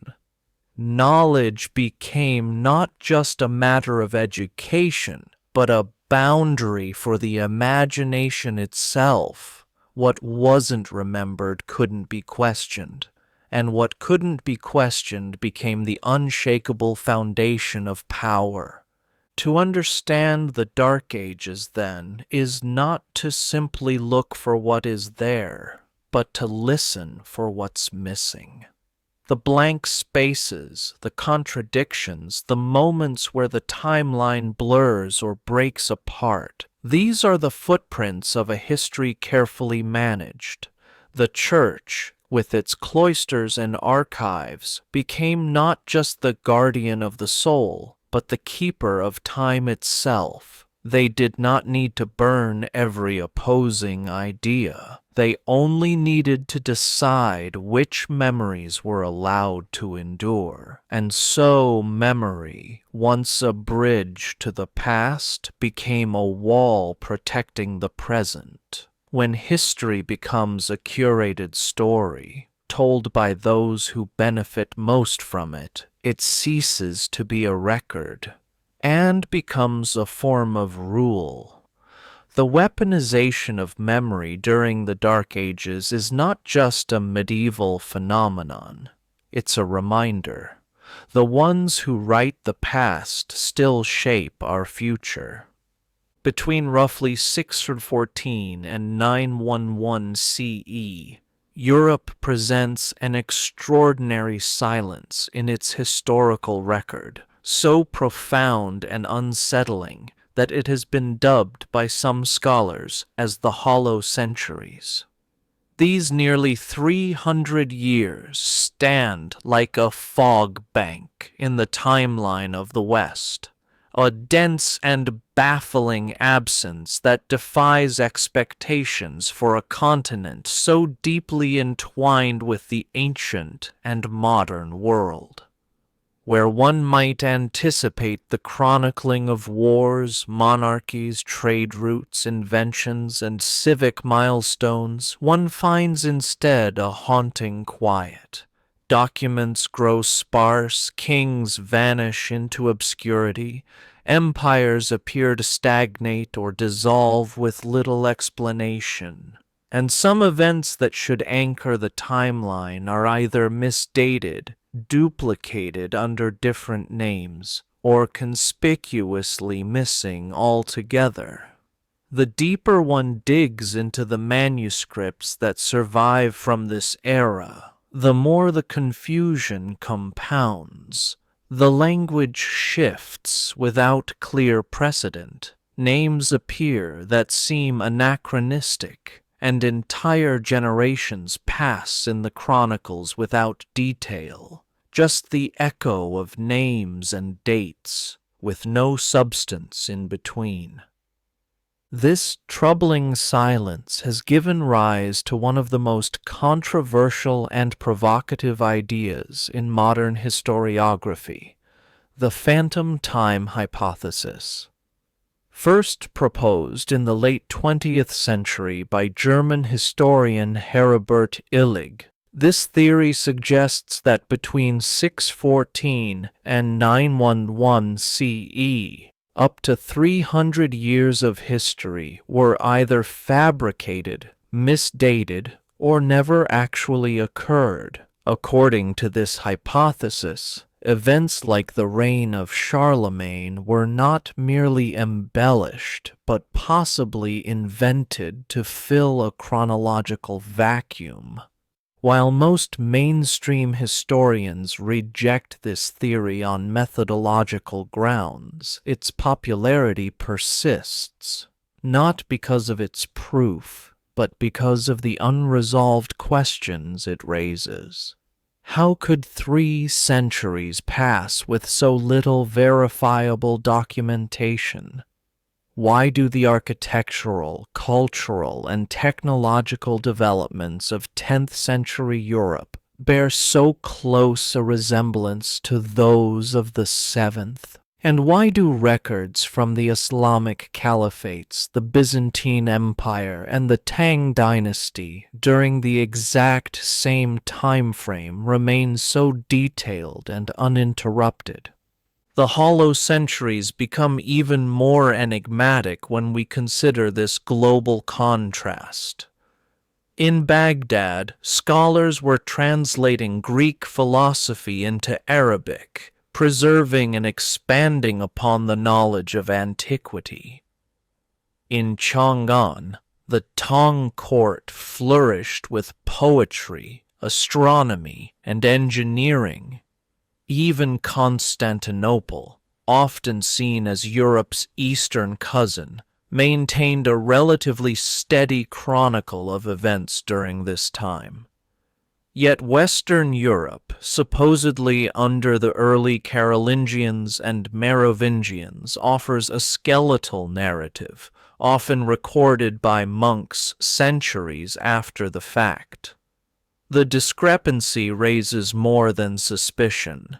It compels a deeper question about the nature of medieval record-keeping and who had the authority to write, preserve, or erase the past. Could this silence be the result of catastrophic loss, fires, invasions, or institutional collapse? Or might it reflect something more deliberate, a pruning of history to reshape political legitimacy, ecclesiastical lineage, or prophetic fulfillment? We know that historical documents were often preserved only when deemed useful to the church or the ruling elite. Entire libraries of secular knowledge were lost while saints' lives were meticulously copied and recopied.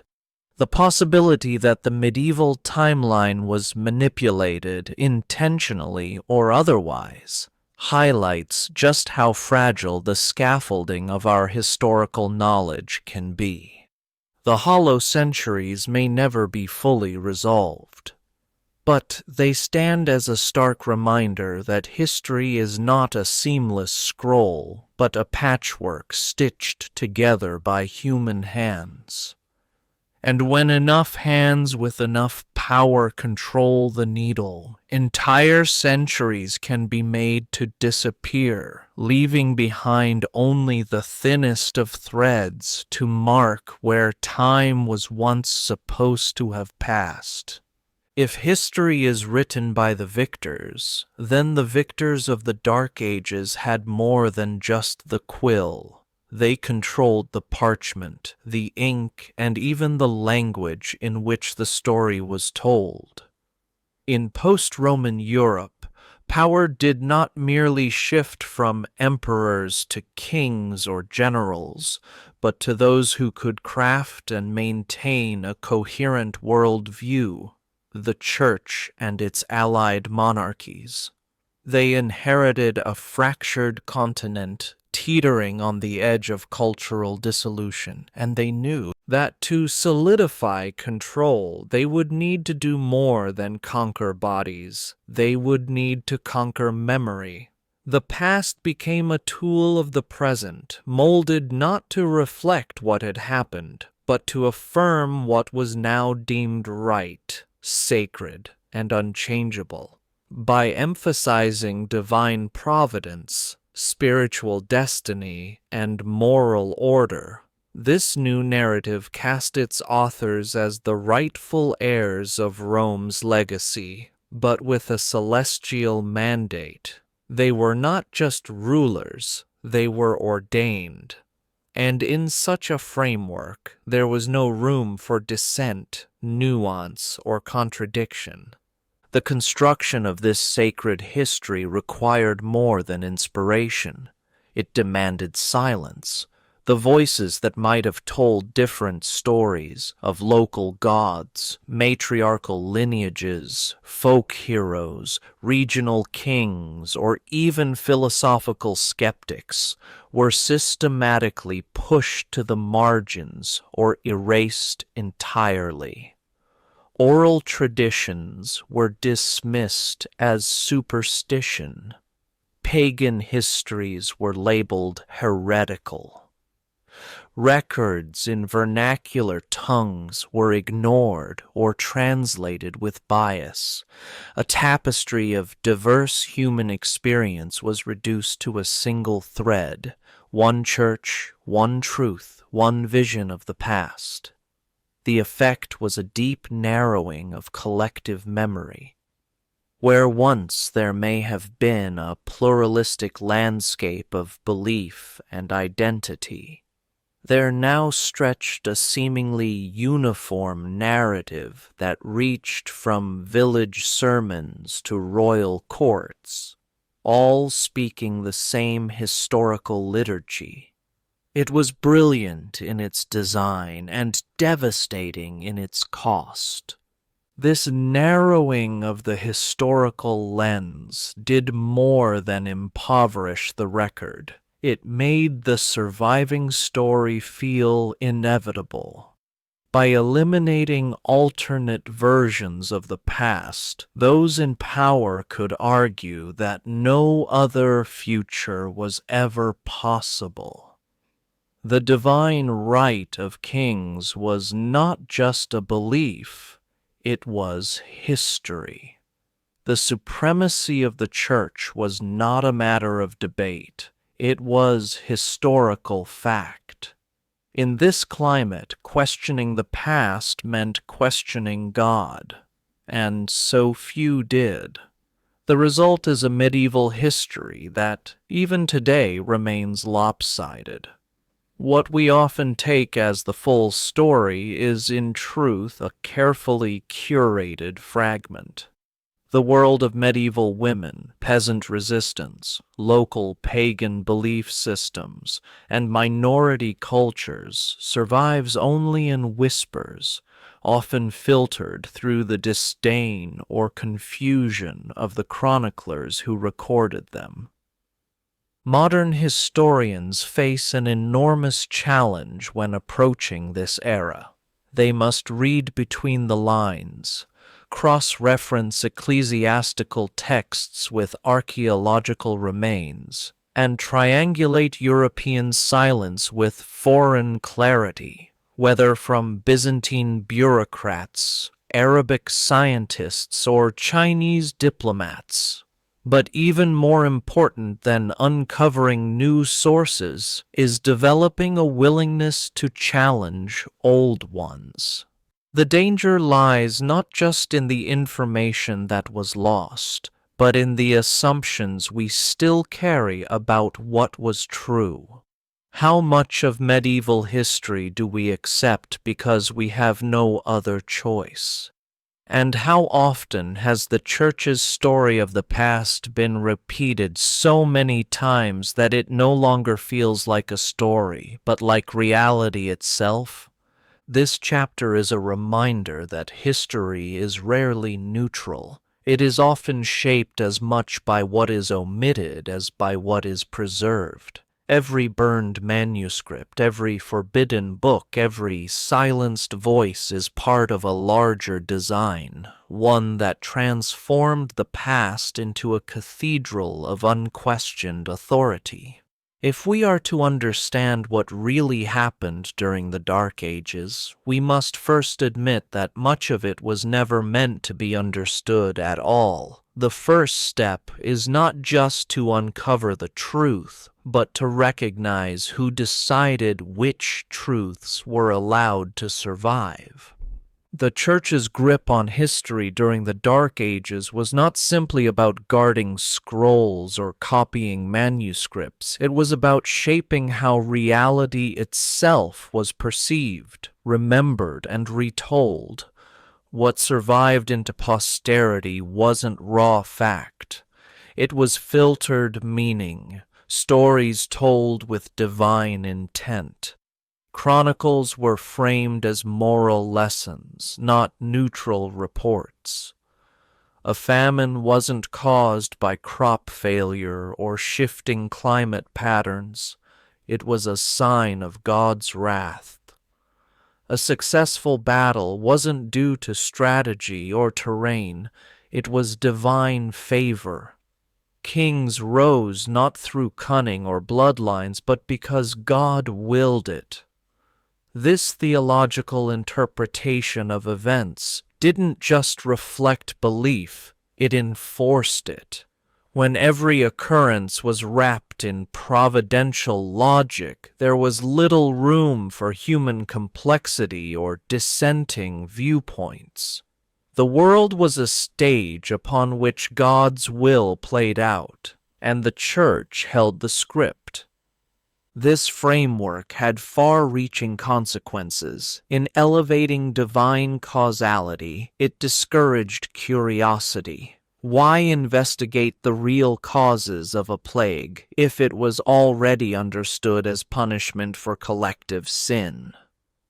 Why question a ruler's legitimacy if his crown had been metaphorically bestowed by heaven? Why demand evidence when faith itself was considered the highest form of truth? The result was not just theological dominance, but intellectual confinement. The Church's vision of history became a form of soft totalitarianism, not enforced by brute force alone, but by the internalization of divine order. To question the past was to question the divine plan, which was a dangerous path in an age where heresy could mean excommunication or death, and thus history hardened into doctrine. Memory became ritual, chronology transformed into liturgy. This wasn't merely passive distortion. The Church actively framed itself as the gatekeeper between time and truth. Scribes were trained not just in language, but in doctrine, ensuring that what they wrote adhered to theological orthodoxy. Even the act of copying older texts was laced with interpretation. Pagan authors were edited, pagan concepts replaced, and uncomfortable truths glossed over. And as Latin evolved into a more ecclesiastical form, accessible only to the educated clergy, the gap between common people and their past grew wider. Peasants no longer recognized their own ancestors in the stories being told.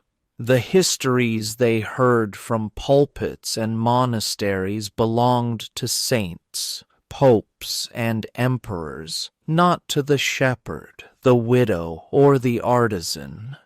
This alienation made it easier for the Church to maintain control.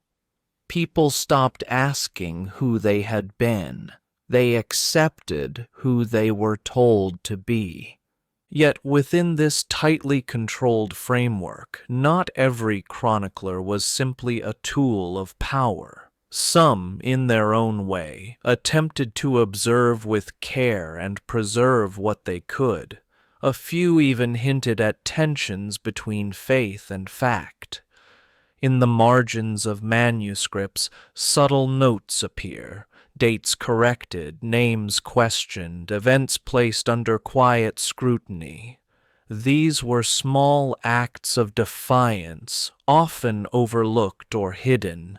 And even when they did not challenge the divine narrative outright, their detailed accounts of natural disasters, local feuds, or unusual astronomical events hint at minds not entirely at rest within the Church's interpretive cage. These glimpses, though rare, are precious. They remind us that beneath the surface of theological history, a more human story was still struggling to be told. Understanding this dynamic is essential for anyone who tries to make sense of the Dark Ages. It teaches us to read with suspicion, not cynicism, to question not only what was written, but why it was written that way, and what might have been left out. It also shows that the perception of the medieval period as intellectually stagnant is not entirely accurate. It was not a lack of thinking that defined the era, but a very specific kind of thinking, one bounded by sacred history and guided by the need to preserve spiritual order. When we look back at the chronicles of that time, we must learn to read between the lines, to interpret the interpreters. Only then can we begin to see the world they recorded, not as they claimed it was, but as it might truly have been. The Dark Ages are often flattened into a single grim portrait, a Europe shrouded in ignorance, silence, and decay. But this image, while powerful, conceals a far more intricate and uneven truth. The early medieval period was not a monolith. It was a patchwork, stitched from threads of decline and persistence, of collapse and resilience. While it is true that the fall of the Western Roman Empire brought with it a steep reduction in centralized governance, infrastructure, and literary output, not all regions were plunged into complete darkness. Some areas, particularly on the periphery of former Roman territory or within stable religious enclaves, managed to retain threads of continuity. In isolated but vibrant corners like the Irish monasteries of Clonmacnoise and Kells, or in the Byzantine Empire's intellectual centers in Constantinople, learning was not only preserved but transformed. Classical texts were copied, illuminated, and sometimes even translated, often wrapped in a Christian theological framework, but carrying forward the core of ancient knowledge. These sanctuaries of scholarship and trade acted like dim lanterns flickering across the shadowy map of medieval Europe. They were not just keeping knowledge alive, they were adapting it to fit new worldviews. The same could be said for parts of the Islamic world, which during this same period saw a flourishing of scientific, mathematical, and medical inquiry, preserving Greek and Roman texts that would later return to Europe in the Renaissance. Trade routes, though fractured by war and shifting powers, still pulsed faintly through the continent. The Mediterranean, though increasingly dangerous, remained a conduit for goods and ideas. The Silk Road, though strained by instability in the West, still funneled exotic goods and knowledge into the eastern courts.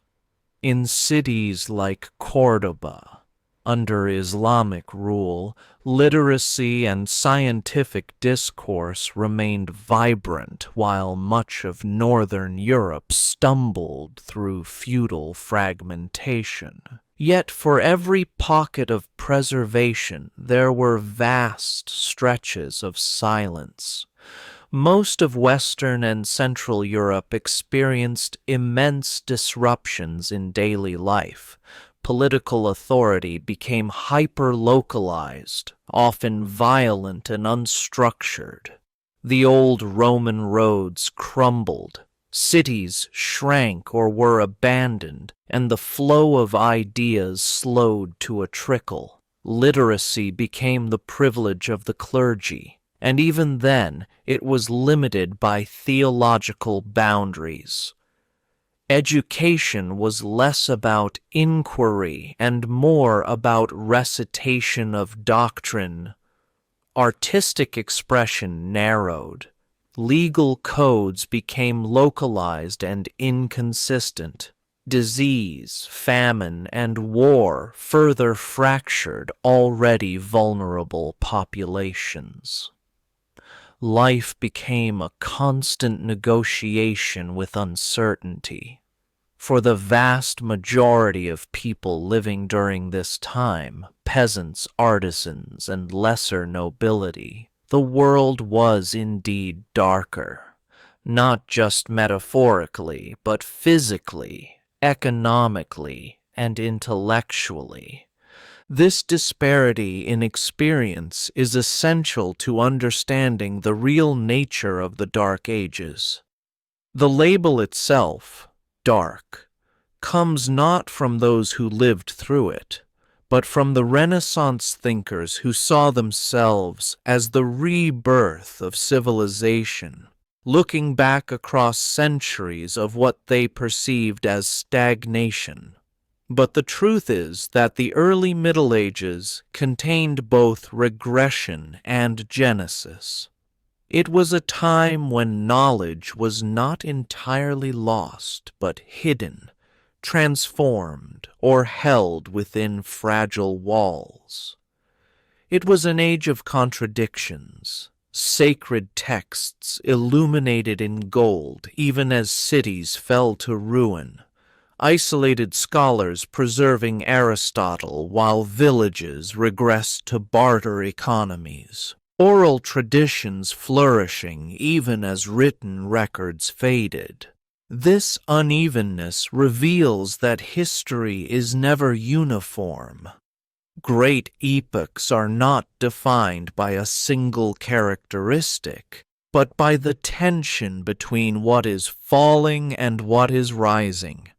This chapter asks us to shed the simplifications, to see not only the shadows cast by crumbled empires, but the quiet sparks flickering in scriptoriums, bazaars, and memory.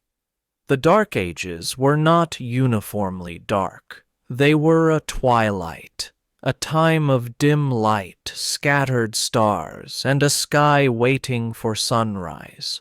And in those scattered flames of knowledge and creativity, we find the seeds of future revolutions.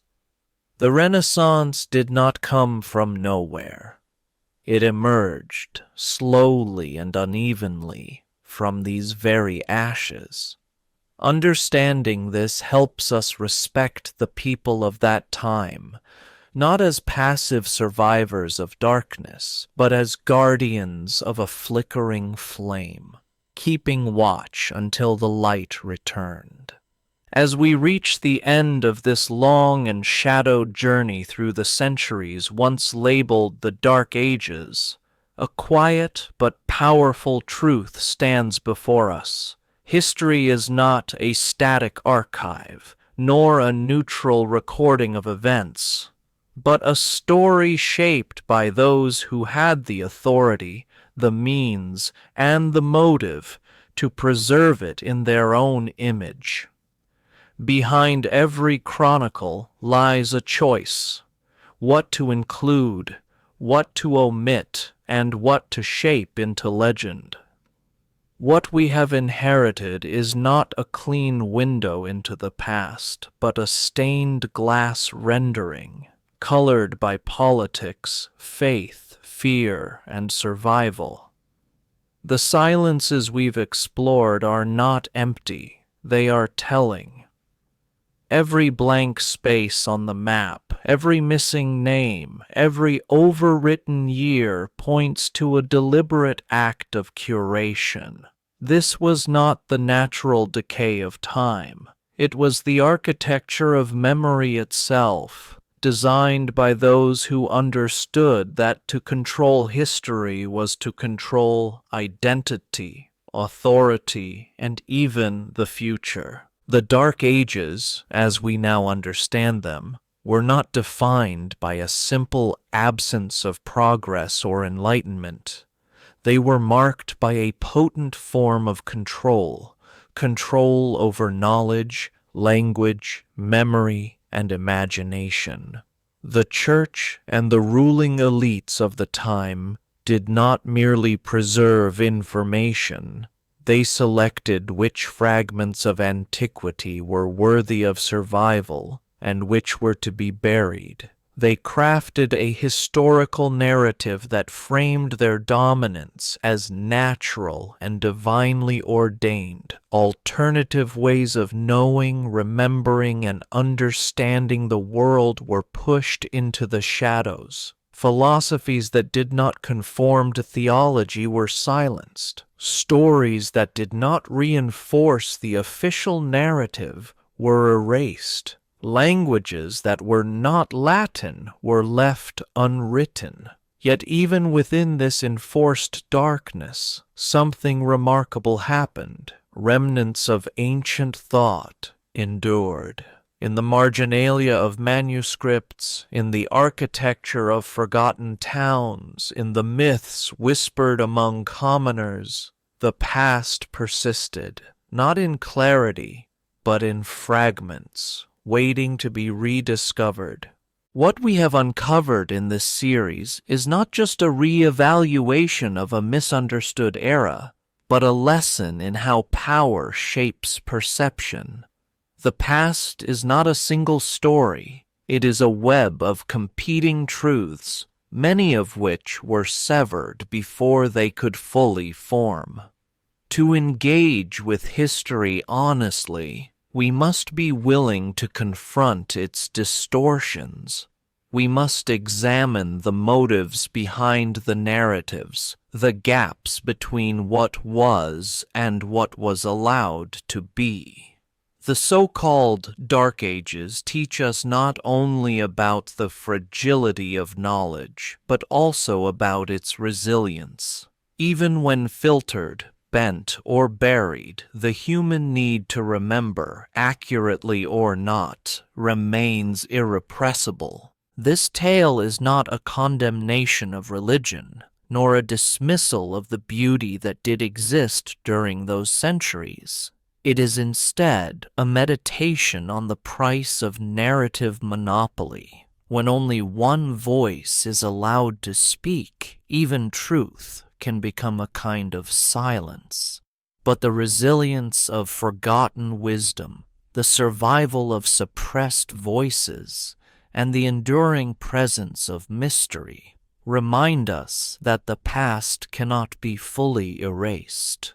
It lives on, not only in the archives, but in our imaginations, in our questions, and in our continued search for what lies between the lines. Thank you for walking this path with us. Your curiosity is part of the story now. The past is not merely something that happened. It is something we live with, shaped, distorted, protected, and pursued. And as long as we keep asking questions, the shadows can never fully claim it.